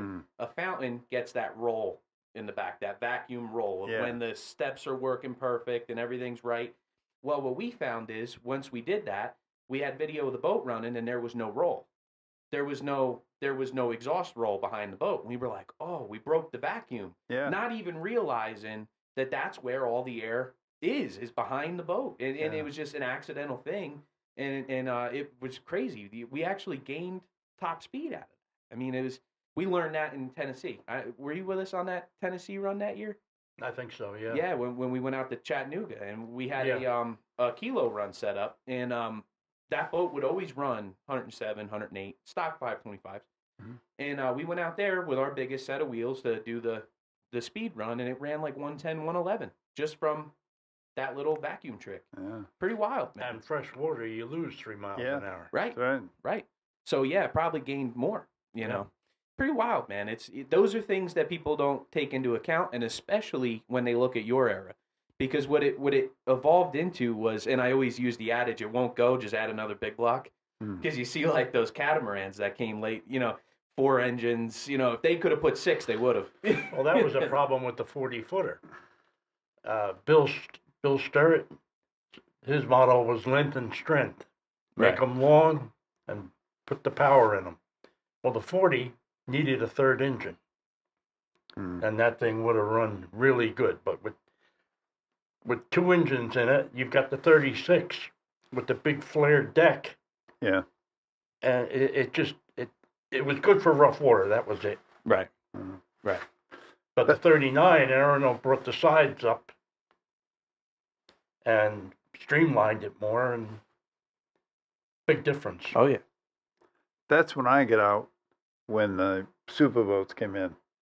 Yeah. I realized I've got a great picture of after the McCarthy race we were just talking about. I'm sitting on the dock with Betty, and I can remember the conversation clear as a bell. I said, I really think what you and Joel are doing, they brought, Joel and Betty, that race brought 2 cats. Plus they had their deep V boats. Not to cut you off. What were those cats? Cougars, Okay. made out of wood. Right. So Okay. it's funny, not to cut you off, but that is like one of my favorite iconic boats was Herkama, the Cougar there. Yep. And for people listening wouldn't understand like what that was for its day and age was a fantastic build. The first successful boat was Yellow Drama. That boat was then sold to Rocky, who ran as Benihana, Right. and then Limit Up, I think, leased it. And they ran it. They were going to run it in '77 at the World Championships, but it was too rough, so they ran their. Well, they had 3 boats. They had a Yeah, 35, the a 40, the 40, and the Cat. that's where the other 40 went. We were trying to figure that out. I thought there was only 2 40s made. When you got Magoons too for Miami, Right. New York. So yours, Miami, New York, and Limit Up, Yeah, Narskog, he had the first 39, and the first 35. 5, yeah. Yep. So it's amazing how these things go back and forth, up and down, and stuff like Yep. that. But when I realized that, saying to her, you start bringing two boats, what's going to happen next is the owners are going to say, I don't want to run in rough water. I want to run in calm water. Right. And the promoters are going to start saying, okay, we're going to start doing that. And like the Greek philosopher Seneca said, what is the prize worth if there is no dust? Right. You know? Absolutely. I used to bring the two boats. I brought the 40 and the 35, and I picked my boat the morning of the race and then let the crew run the other one. Right. In fact, we even ran Mona Lou, the old turbine boat. That was a play boat that I had, and I used to let the crew run it. We put a pair of 496s in it and used the V drives and. Wow. I, And you don't know how right you are. And with losing the offshore, I don't want to say offshore. Offshore is a hard term because it encompasses everything we do. But losing that ocean rough water running, right about the time where you're talking about there, it's been a downslide from there all the way to now. And I am particularly upset with that. I love ocean running. As much as I love the places we go. Bill, you competed in St. Clair with us, so you like. As fun as that is, a great town, amazing place for a race, great people, awesome fans. I mean, that place is the Daytona 500 of boat racing anymore. The amount of people that come to watch that race. That's not ocean race. But it's not. No. It's not. Like when I would go there with the green boat, people would think like that was when I was like, whew, because it wasn't rough. I mean, as we ran against the Pearl there. Yes. The other 36. Yep. yeah. And I mean, we would get down under the windshield. To get, And we were well, running neck and neck. Yep. Neck and neck. And when I turned, he turned. Only Right. thing is, he turned outside of me and I turned inside. Right. So I could gain a little bit. yeah. But we ran the whole race just like that. Now, if that was offshore, Yeah. and you're out in the ocean and you're running over waves, I mean, that's a big difference. Yeah. That's a And drag race. I do enjoy the driving aspects of some of the flat water stuff we do. I do enjoy mixing it up, kind of doing the car racing kind of deal with the boats. But I long for when I started racing, we didn't have lake races. Like we went from Point Pleasant to Seaside to Ocean City to Atlantic City to Miami, Florida, to every race was 6 to 8s. There was no, every race you were de-rigging your boat, re-rigging your boat. That was fun to me. When we do what we do now is equally as cool for like the fan aspect of everything, but I miss sailing them. I miss I long for those haymaker days, when the Coast Guard's looking at you like shit, their knees are shaking, and it's like that's fun, I've always been a fan of like your OPA, where you have to have a start to get the public into the sport. Yeah, right. To get them bit. Right. And once they get bit, they're going to graduate and go bigger and bigger and bigger. I don't see, my opinion, I don't see any reason why what you're doing cannot have a open ocean offshore leg too. So there is. In other words, you have these groups, these fives. Okay, now if you guys want to move up, first of all, make it affordable. Okay, we're not going to have any boats bigger than 30 feet. Right. So you can have a 20, 25, and a 30. This boat runs X number of horsepower, that's it. Maybe outboards if you want to start with something simple, this and that. And okay, and it'll be 75 or 80-mile race.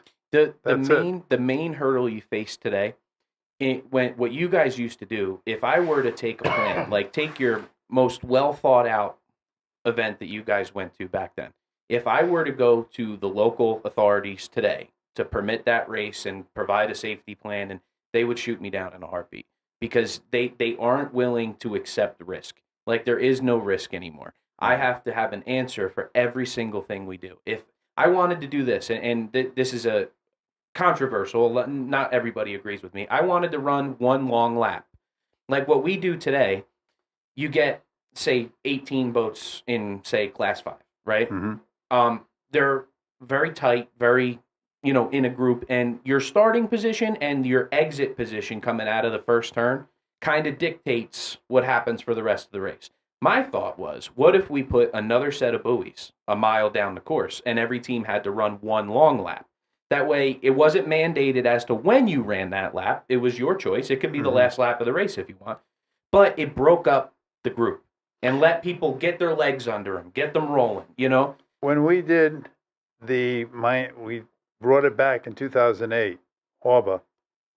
We did Miami to Bimini and back, Yes. 100 miles. But because of the word racing, we did it as a timed event. Right. So therefore, clock was working when you left. And if you happen to overtake somebody, well, but everyone had their own class, then when it was all over, we compared times. Oh, Right. you know, that's the boat I ran Don's Formula 233, the cigarette in. We did that a couple of years later as well, I believe in 2010. We had Sunny Isles Beach, Brad Schoenwald put that together, and we left out of there to Bimini and back. Yep. And to answer your question, why couldn't we do that today? We 100% can do that today. It's just a lot more work. No, Yeah. you But- can't.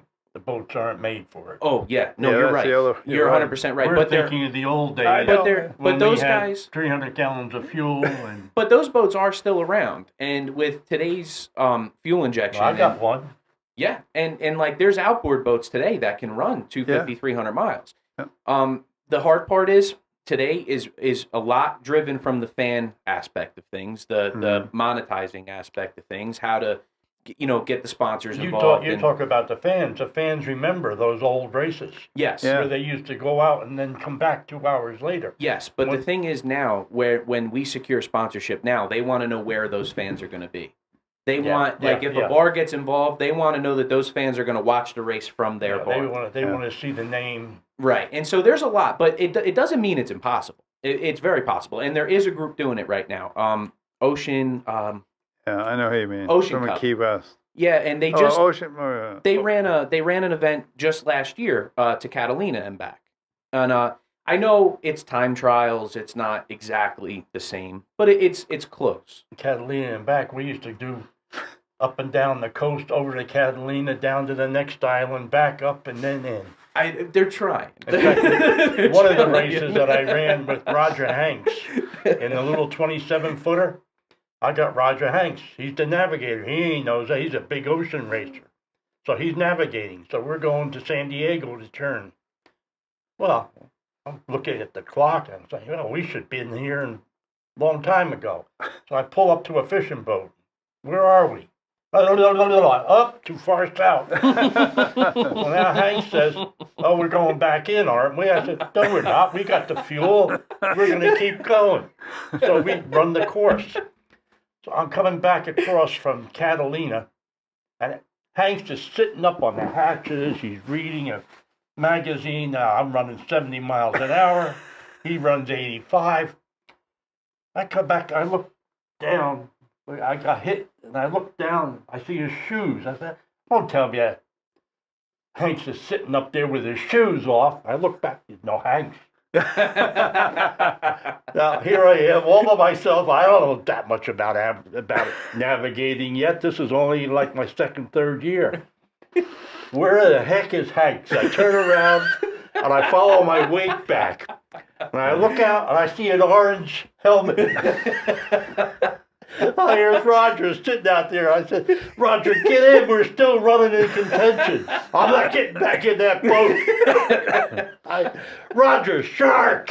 Shoot. Cut the boat. I think we won in the top 5 overall, even after blowing San Diego. And we're at the pits, and Hanks is there, and he's got all his money. And he's got it out in the sun drying. And old man Kikefer walks up to him and says, Roger, congratulations. He says, what for? He goes, on finishing your first race. The next race he ran over in Sweden, he had all his money in his pocket, and he leaned over the engine hatches, and the injection sucked all his money through and spit it right out the back. That's the story they wrote about in Sports Illustrated. Yeah. He was a piece of work, let me tell you. That's too funny, man. Oh, yeah. My cheeks hurt, guys.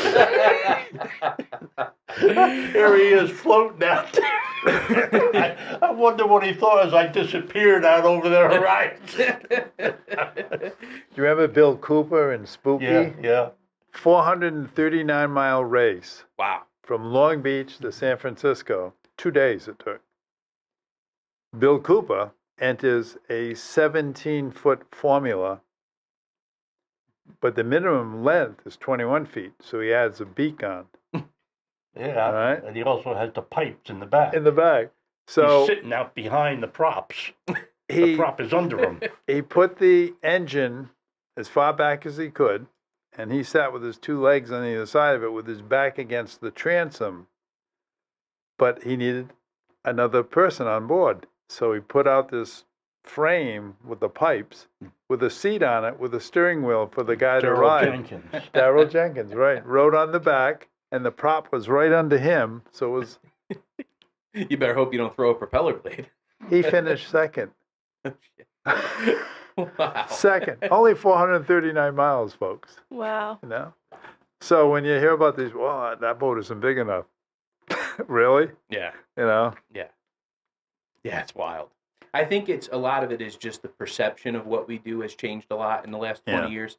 You know, well, really last 30 years. I mean, even in the 90s, it was more courses like we do today. But Well, there isn't that much more to learn.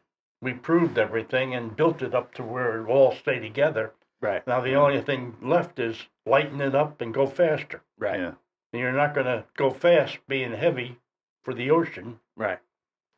And then nobody wanted to run 180 miles, and I don't blame them. That was brutal. Yeah. I don't think I could do it today. I think cost comes into effect at some point too, where, you know, and obviously your situation was different and so was yours, but like today, for a guy, let's say we transplanted what we do now back into 1978.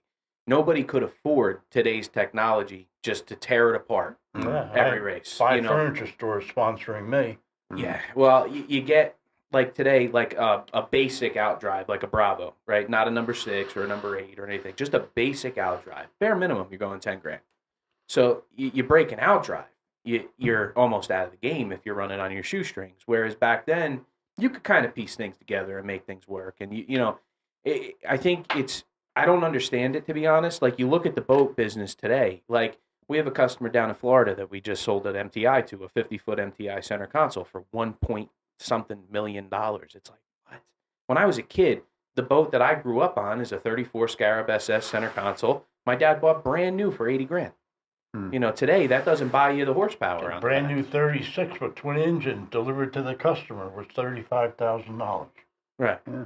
Like I don't know how much that has to do with it. I don't know if everything's relative as you go forward from there. I don't know, but I know like if I had to rebuild my race boat every couple of races, I couldn't afford to do it. You know. We used Yep. to change engines and drives every race. Yeah. Right. Sometimes we change them before the race. Right. We also had an additional cost that nobody talks about, but we know about. That after you've finished a number of years racing and all that, Oh, yeah. you get the knock on the door. Hi, I'm from the IRS. Yeah. Mm-hmm. I got a triple corporate and a personal audit. Yes. Yeah. Cost me 5 years of my life. And you know what it was all over? One lousy plane ticket from the furniture market to a boat race in New Orleans. That's what they had me on. Yeah. You don't. And they had Nobody me talks down about as that. as a marijuana distributor for New Jersey. Yeah.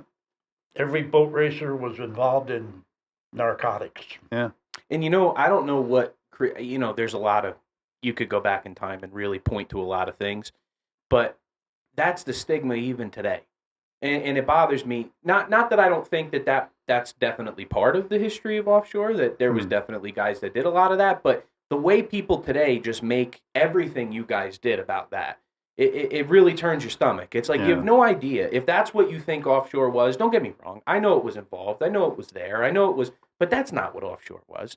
It's just people glorify that today. And it's like, why take away, all you're doing is degrading it. You're not, being a tough guy, badass, one of these cowboys. Yeah. That's not at all what we were or what we are or what makes us great today. That's No, not. it's the greatest thrill there is out there. It's like That's it. grabbing a bull by the horns. We're a bunch of adrenaline junkies that found the best way to get our fix. That's what it is. That's all it is. There was none of that. I mean, no it's speed limits, no laws, no rules. right. I laugh. I have buddies of mine that they I've never had a hot rod. Like I've never had like a car, a fast car or a fast truck or people are like, why don't you have all the capability in the world? Why don't you do? I'm like, because you get tickets and stuff. You know what I mean? Like I don't want to get in trouble. I'll take my boat out. There's no rules. It only lasts a couple of seconds. Right. I mean, offshore, you run for hours. Dude, I'm just as bad as anybody else. If I were to get my hands on a fast car, I'd lose my license in a week. I'm bad that way. I know that, so I stay on the water. See, when I left offshore, I left with Preston and Sandy Satullo, and we went into IMSA, car racing. So I left boat racing behind because I knew I couldn't afford the 52-footers with 4 engines and right. The deep V and the lightweight cat and all that stuff.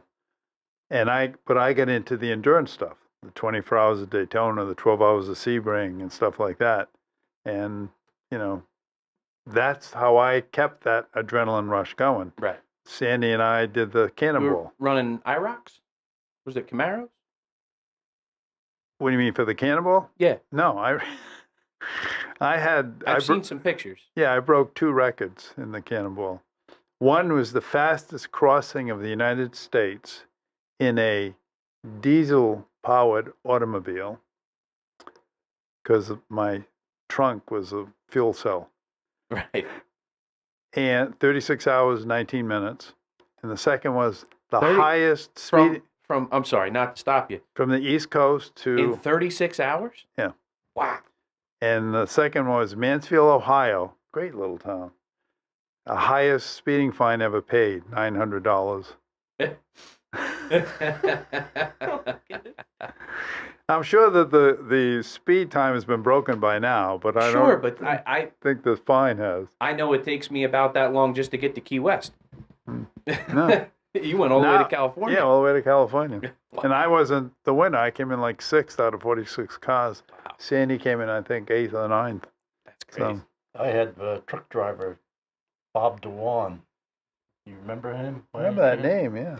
He used to drive for me, and he went from Miami to Arizona. Phoenix? No, the lake. Oh, Havasu. Havasu, in 28 hours. Wow. And he was watching a boat race in Havasu on his way to San Diego. And he went 28 hours in a little tractor trailer. Yeah. That's crazy. Yeah. That's trucking, man. He was nonstop. That guy. Those were the days. Yeah. Yeah. But it was easier then. I mean, the traffic was lighter, stuff like that. They've actually, since COVID has started, people have taken advantage of that. And now the fastest crossing they did last year with no traffic and no anything else, like 26 hours Wow. from East Coast to West Coast. Wow. Jesus. That's crazy. And, You'd need a But- sponsor just That's for all the over speed. 100 mile an hour average. well, they said they did not exceed. They were very thoughtful. They did not exceed 197 miles an hour. That was the fastest thing they had recorded. He said, Man, that's funny. So you wind up racing cars there for a little while after Yeah. the entrance of modified. Yeah. So, and then the next time we see you is with Sasenti, and who else came down with you? You came to Point Pleasant for us, and Yeah, well, Billy. Billy Rocky. and Rock. Yeah. We were the legends of offshore. Still are. And I got a good one for the legend. I get pulled over up on Route 80 by state police, and the cop's going to give me a ticket. Hey Billy, not to interrupt you, but we can't hear this story. There you go. The trooper's going to give me a ticket, and we start talking a little bit.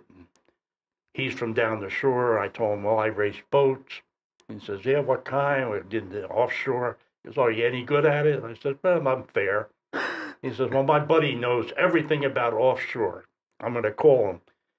And if you're any good, I'll let you go. He calls his buddy, and his buddy is in Linden.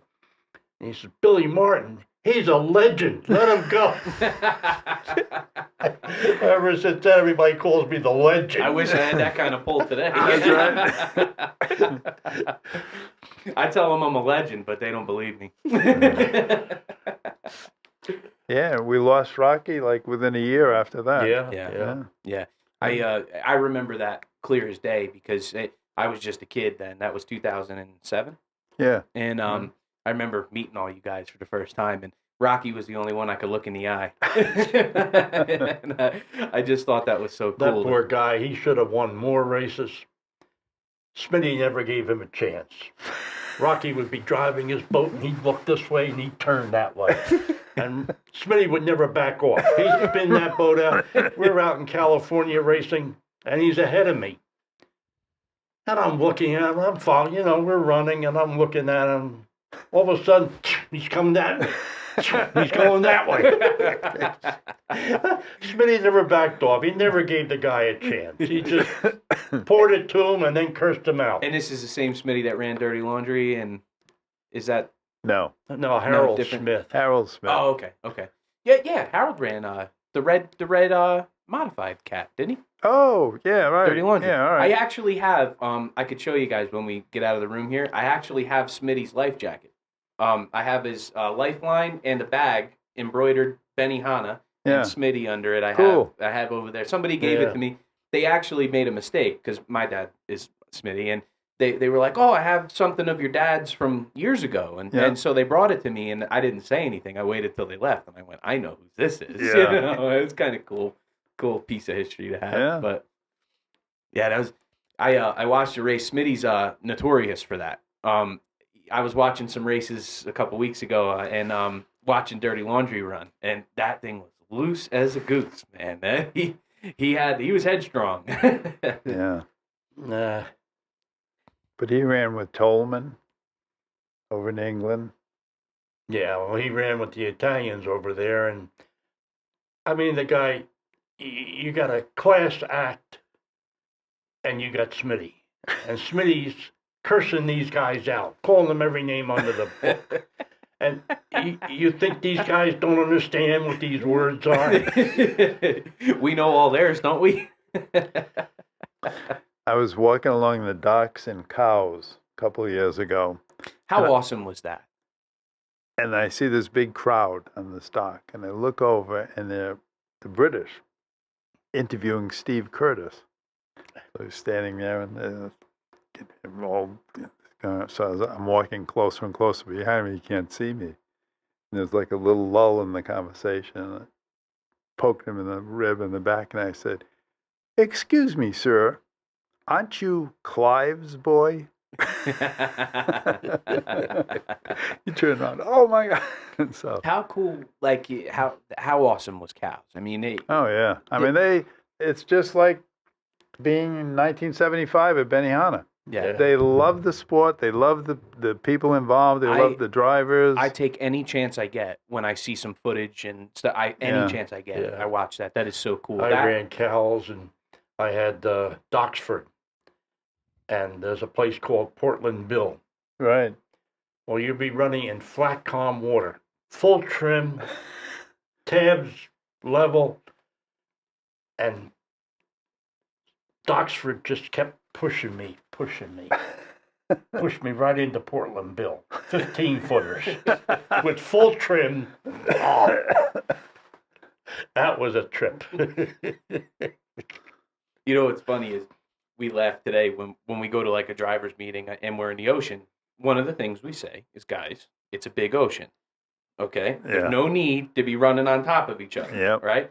And it never fails. That green flag goes up, and we could be in the middle of the Atlantic Ocean, and it's near. It's like, guys, come on, give them a little room. When we were down in Mar del Plata, they raced us into a rock wall, a jetty, and the turn was right there. So Betty and me and Doxford and Gentry.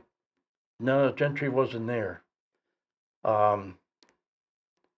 Anyway, we all formed a pact that we weren't going to take off until after we made this turn.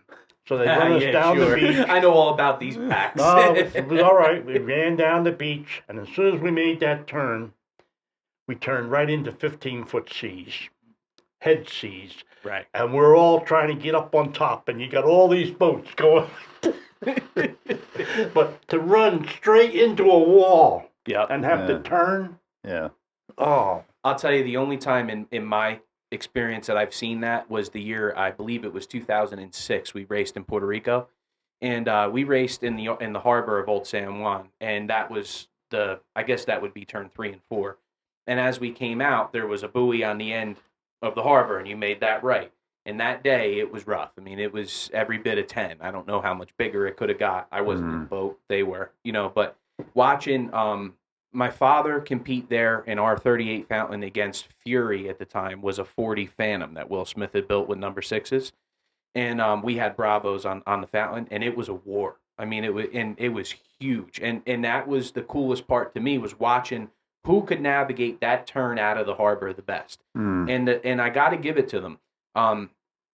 If they listen to this, they're going to kill me because I forgot their names. But they ran Brian and Kevin. Brian and Kevin, I can't remember their last name. Somebody will correct me when this comes out. But they ran a Levy craft, a canopied Levy craft in the single engine V category with a 525.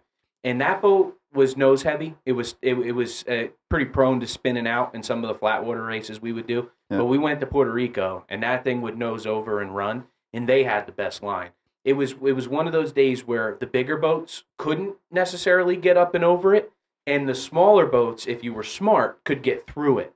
And those guys were picking the field off. I mean, they would start to chuck a line away from that right-hander, get in the swell, and kind of chase it until they ran out. And they really understood They drive up and down them. and in and out of them. And, I mean, they really understood it. And it helped me as a kid to kind of learn because, I knew I was going to end up in a boat. My whole life was dedicated to that. And I remember watching those guys and being like, that's how you do it, because it really helped me when I got in my little boat to start off with. When we were down in Uruguay, they had a race in really rough water, and it never should have been run. And because they had no patrol boats or anything, you were out there on your own. So we won the race and we come in, and I took my daughter out for a ride in the boat. She's 9 years old, and she's driving the boat. And we're running 92 in the bay. Oh, gosh. I come in, and here's the Admiral. Oh, he was all dressed up in white with all his braids and all his stuff hanging off his shoulders. And I go, would the Admiral like to have a boat ride in a winning boat? I said, surely the Admiral isn't afraid. My 9-year-old daughter just drove it. With that, he gets in the boat. We get him in a suit, in a jacket, and a helmet.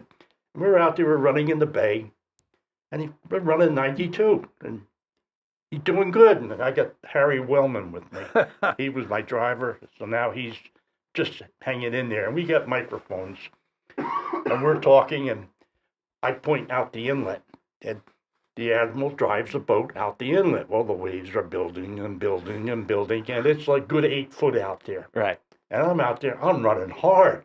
I'm running 85, 88 miles an hour over this. I'm telling, he'd fall down, I'd reach over and I'd pick him up. And I'm telling Harry, you're fired, Harry. I'm hiring this guy. He does a better job than you. And we come in, and we were out there for a good 20 minutes.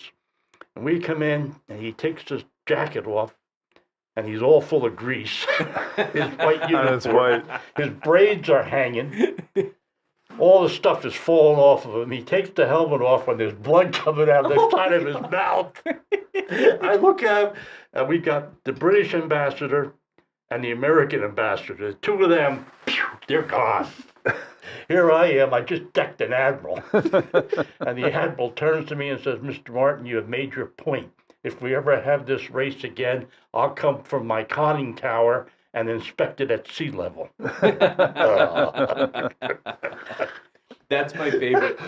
Whenever we get to take somebody out, like somebody who's not used to what no we idea do, at all. I get that. You know, like when you were a little kid and there was something cool coming up and you'd get that feeling, or you know, like you can't wait. You know, I get that. Oh, I I put wanted people in the him. boat and I'm like, oh, I can't wait. You know, to take them I out. wanted this guy. He's the youngest admiral. He was 38 years old, and his men had to pick him up out of the boat Perfect. and carry him off the dock. It's funny because in our head, if you're getting in to come for a ride, I want to show you. It's not. I'm not being mean to you or trying to scare you. I want to show you how cool this is. But not everybody thinks it's as cool as we do. You know? I'm still waiting for my experience. Yeah, we'll get you in there. We'll get you in there.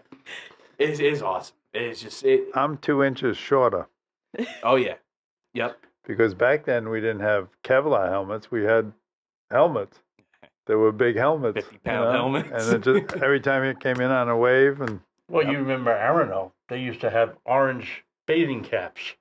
yeah, They'd take the helmets off, put the Throw 'em bathing away. cap on, and run. And when they came back in, they'd put the helmets back on. Right.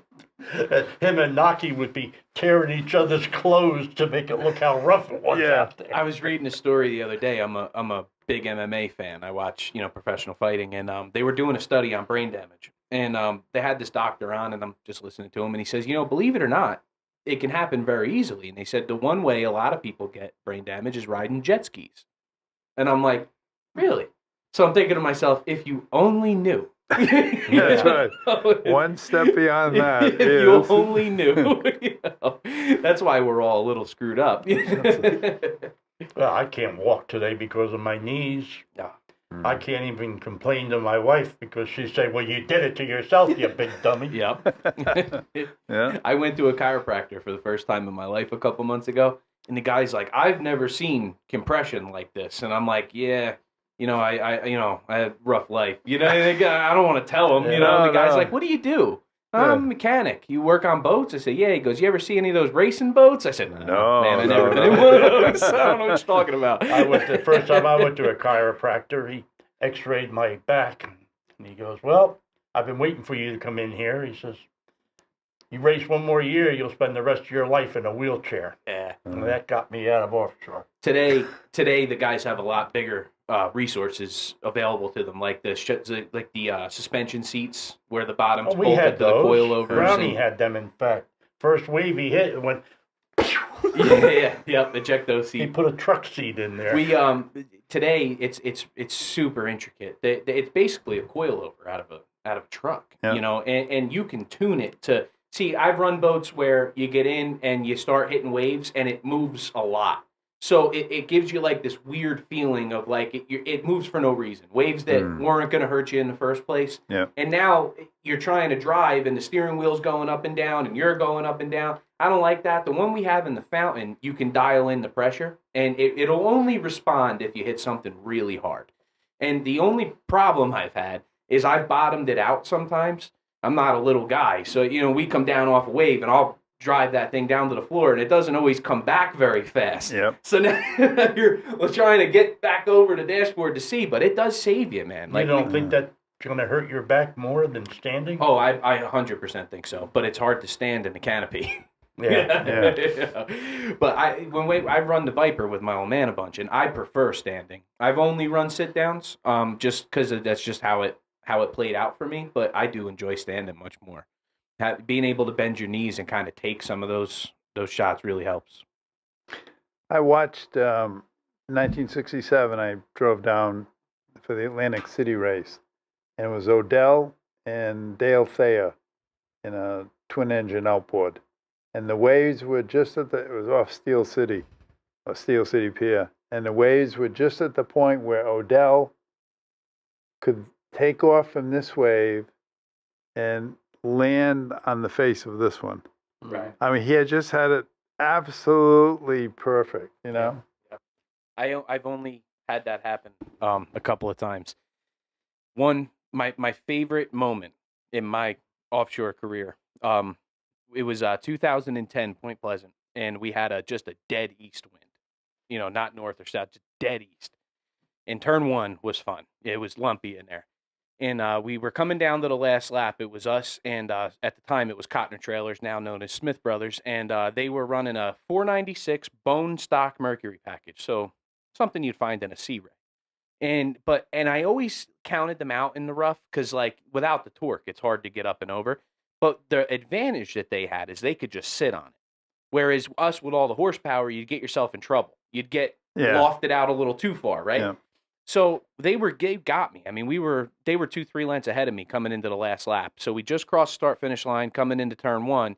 And at the time, I'm 16 years old. My brother's screaming at me in the helmet, stay wide, stay wide. And I'm like, why? Every time we go wide, we just get our ass kicked. I mean, we're just getting pounded trying to stay wide. It's rough. Just stay out here, stay out here. As we got there, the whole race, we were pulling an outside-inside move, right? Outside, trying to see if they'd hit one, and I was going to try to capitalize down the inside, and it never worked. They'd get to the buoy, pull, make the turn, and block me on the way in, and whatever. It is what it is. End of the race. I'm getting wider. Now they start to chase because in their head, they don't want me to be able to set up an angle. So they come all the way out and clamp me out there, right?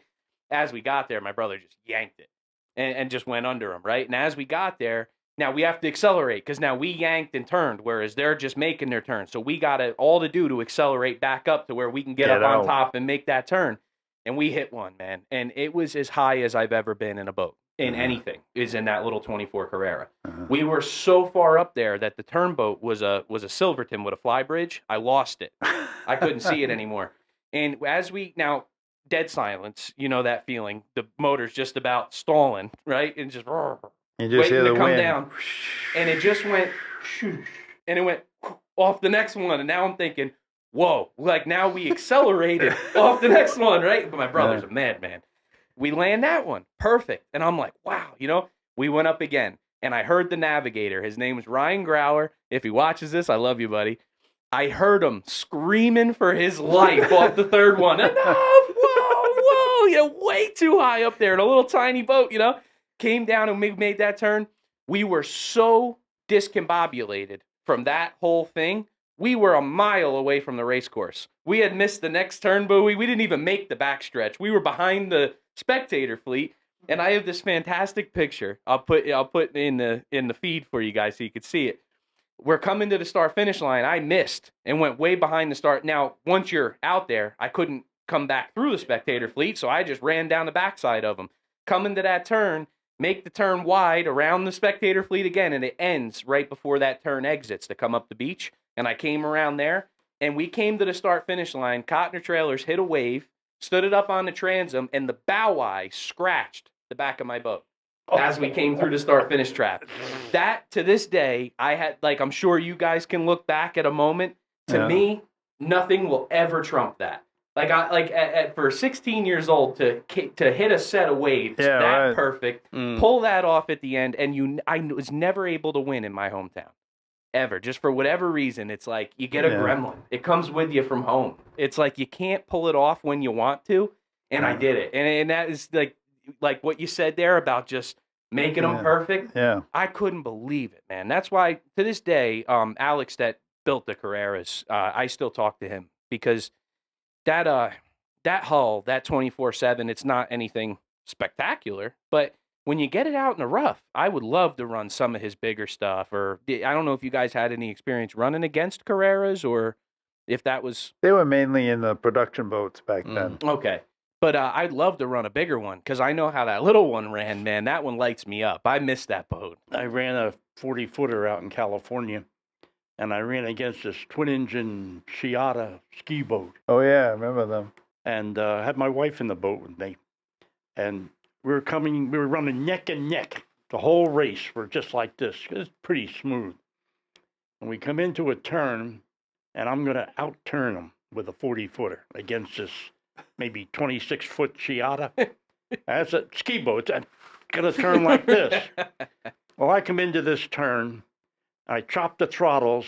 When the bow hit, I cranked that wheel around and poured it on. Right. And that boat went, wow, and came back. Well, I've told the story to my son a dozen times. So we're in Point Pleasant here.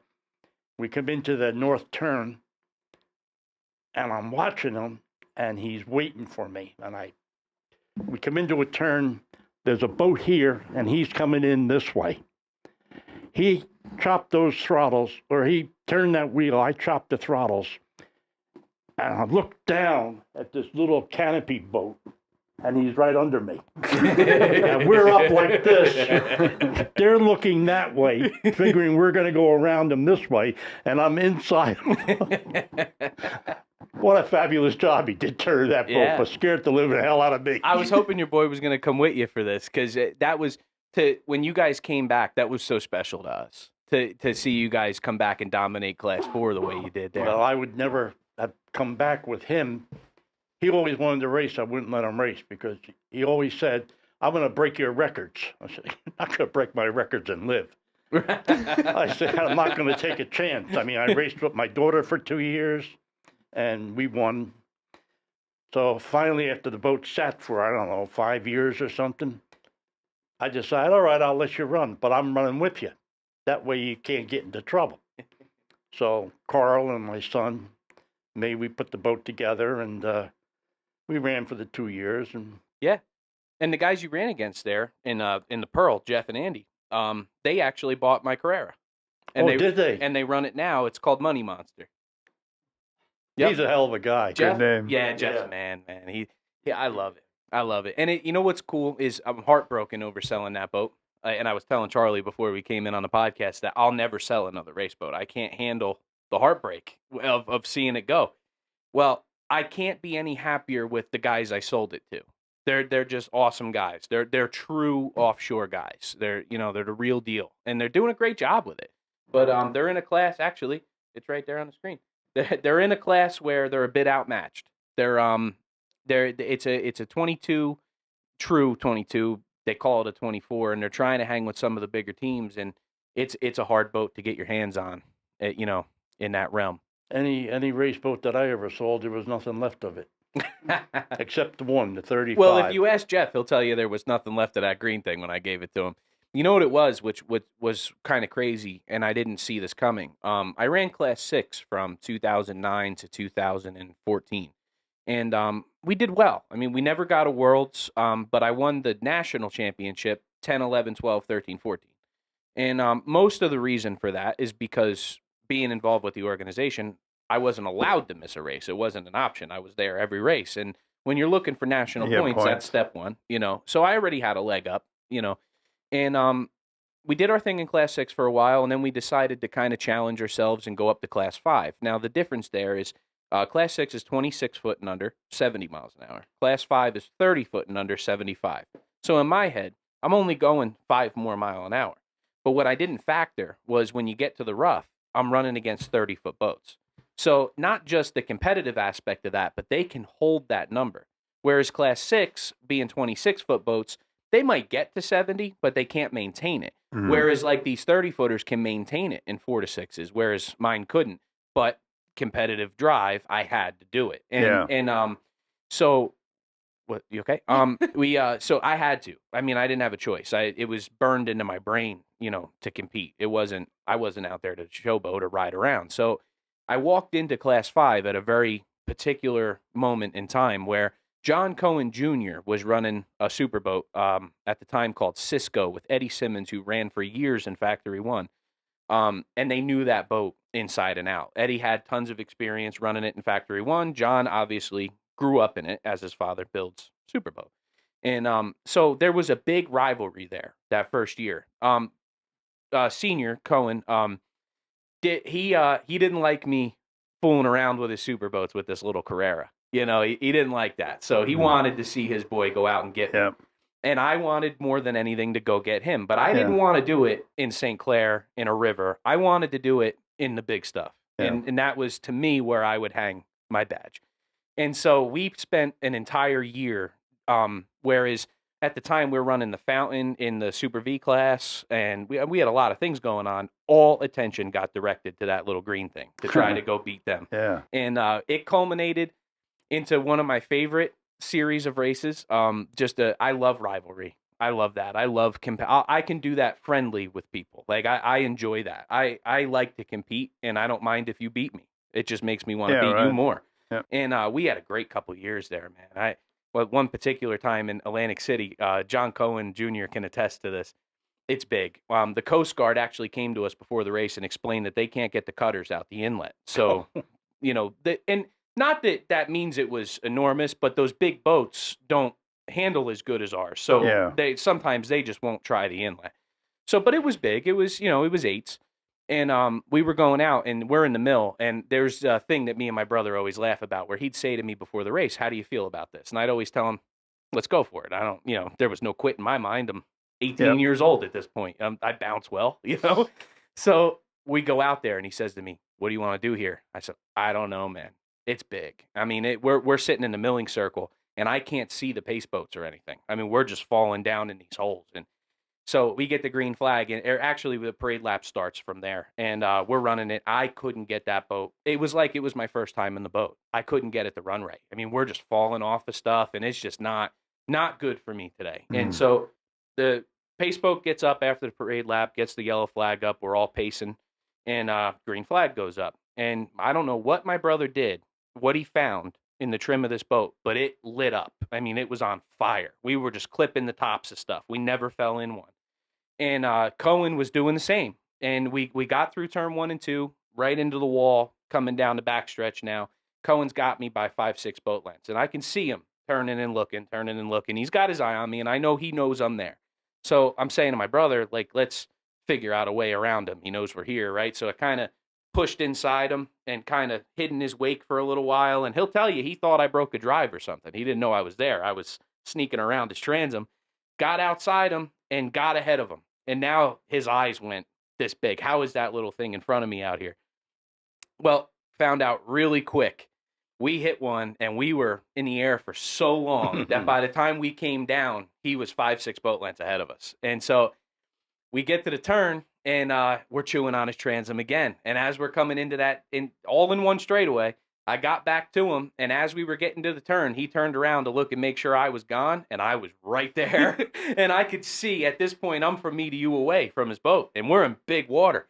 And we kind of went up, and my boat took one this way, and his took one this way. And as they landed, they kind of just folded in together on the rub rails, and he decided right then and there, no more playing around with this little thing. He lit it up and got out of there. Like, I love it, man.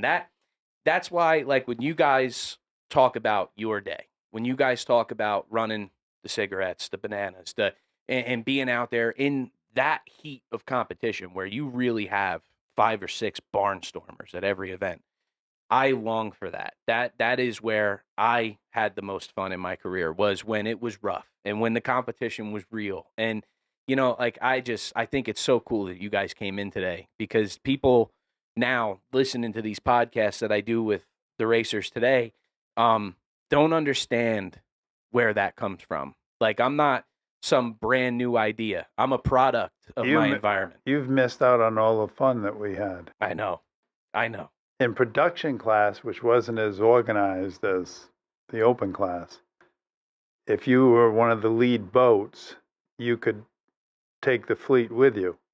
So now there's no land here. So you go like this, and then you go like this, and then you go like this.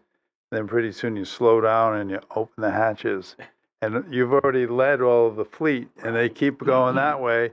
And as they go, you put the hatch down, and you go back onto the right course. So Did that a couple of times. Yeah. there is, and so there's a long-standing thing within the organization now that Bill Gazelle was known for that, was known for, his tricks of the trade. And so, like, is that true? Like, a lot of that went on. Oh, yeah. Yeah, especially if you're the rabbit and you're out in the lead and everybody's following you. They're not paying attention to the compass. They're watching you. Right. All of a sudden you stop, open the hatches. They go blowing by you, and now you turn around and go back. I was lucky enough to be invited on the 2010 the Around Long Island race. Right. In a 1987 30-foot Sonic with small blocks and alpha drives. Okay?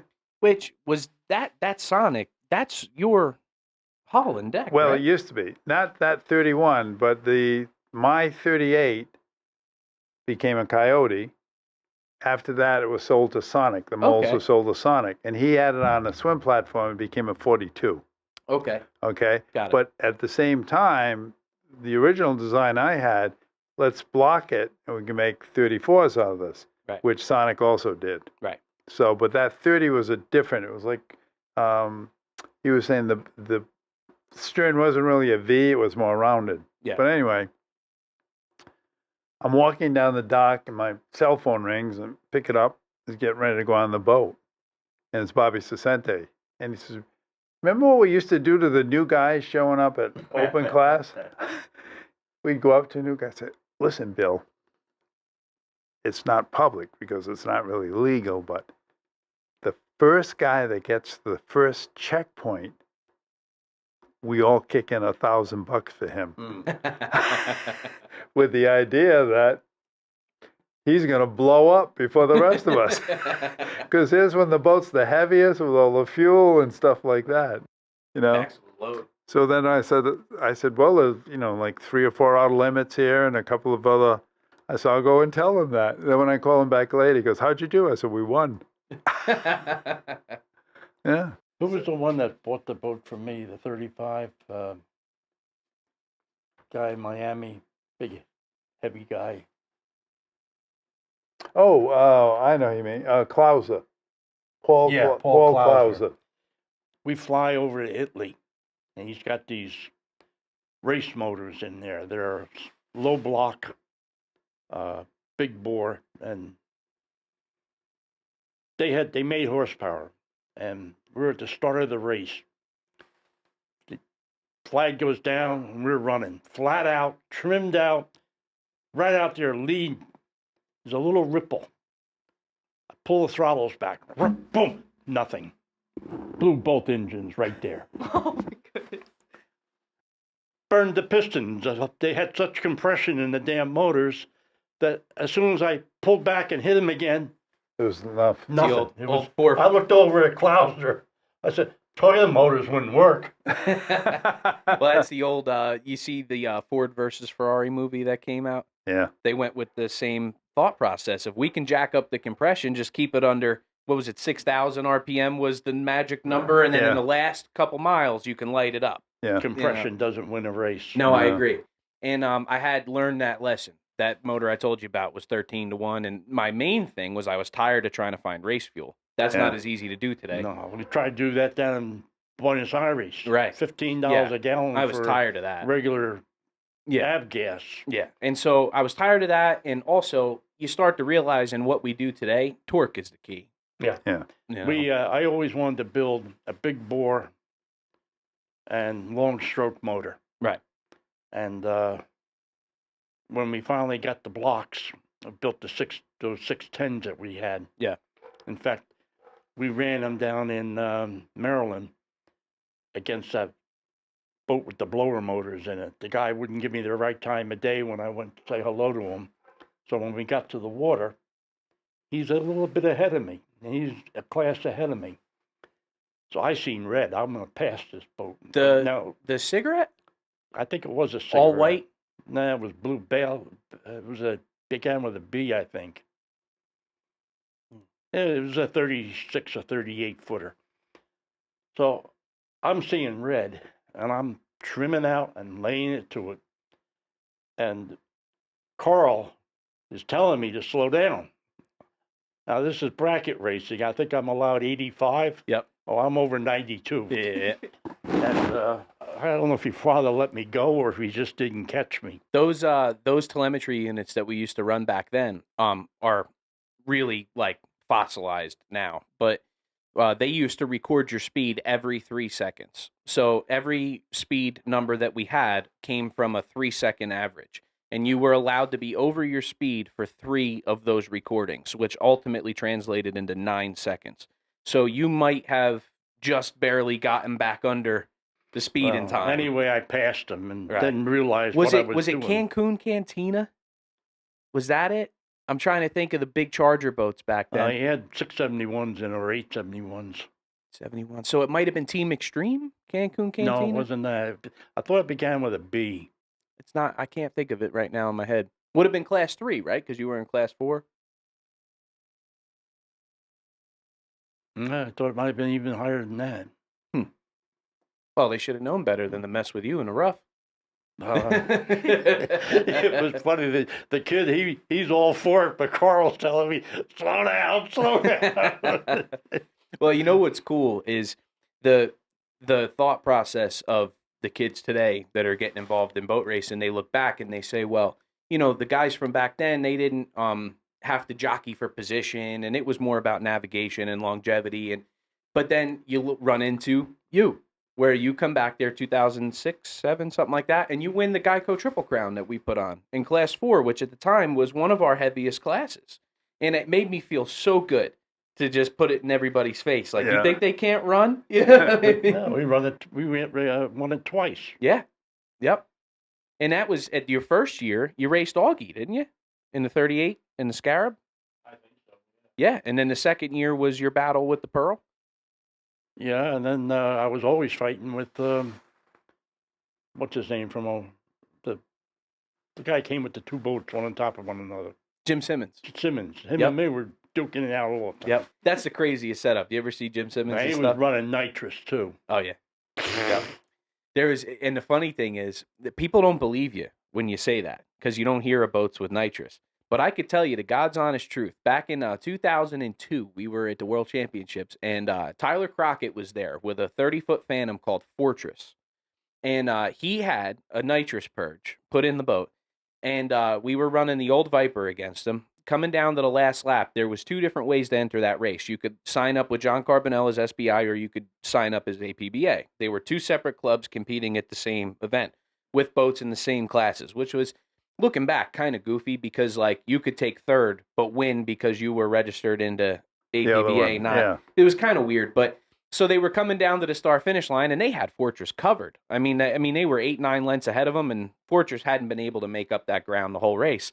Well, Tyler hit that little red button, and that thing got out off its tail and ran my old man down like he had no business being in the same race. I was like, wow, and then we found out it was nitrous. I'm like, that stuff works, huh? Yeah, right. In the cars, obviously, but I never thought in a boat that it would. I thought if you ever used nitrous in a boat, unless you used it very smartly, like just kind of introduced it to the fuel a little bit and kind of brought it on slow, I thought you'd just grenade your stuff because, like, nitrous isn't good for load. No, it didn't grenade that. It would grenade the drive. Yeah, that too. But, like, I always thought, like, when you put that in a car, you got to change a lot of things, timing and, when you put it in a boat, I always thought the amount of load that the boats are under, if you hit that nitrous button, it would just grenade the motor. I mean, the motor's at full load, and then you shoot nitrous down the intake. Yeah. What's going to happen? He did do something. He did do something down there in Maryland because he pulled the heads that night. Right. Yep. Mm. Yeah, there was a lot of that in that day. We caught on to it because we offered to help him. There was all kinds of tricks. They didn't want us helping. Don't look under here. He brought the tube in from behind the intake. Yep. Yeah. You know what I saw too, guys are doing now is they're doing it in the distributors. They're making their own distributors with their own caps and putting all the plumbing through the distributor, and it's pretty wild the stuff people are coming up with. Wow. But there's some crazy stuff, man. Like I was talking to Will Smith, who builds Phantom powerboats, and he was telling me a story about a guy that ran just an open nitrous system that filled the bilge full of nitrous and pulled it in through the intake because the rules didn't say anything about that. I'm like, man, that's crazy. I mean, that's a powder keg. Yeah. One little spark back there. But people have done some crazy stuff to get an advantage. Yeah, what if you set it off as a CO2 system and regulated it? Well, that's basically what they did. But you're still filling the bilge with nitrous. I mean, a bolt comes loose and clicks off a motor mount, and you're a time bomb, man. It blows and it blows. Yeah, man, but pretty crazy stuff. The stuff that we'll do for you just have to replace the hatches. That's it. Maybe the top of the motor. But what time you got there? It is 3:30. 3:30? You got anything else you want to go through, Charlie? Just if anyone wants to order books, they can look on Horba. This one, unfortunately, is not available anymore, but this one is. And Sea Race. I don't know if anyone is lacking a Sea Race copy, but I purchased all of John Krause's estate. So I have all those photographs. I have all Sal Magiri's photographs, all Ron Thibodeau's photographs, the original paintings by George Bartel. You got the picture of the helicopter that I shot the water through? Is that the America's Cup? One of them, yeah. whirly bird.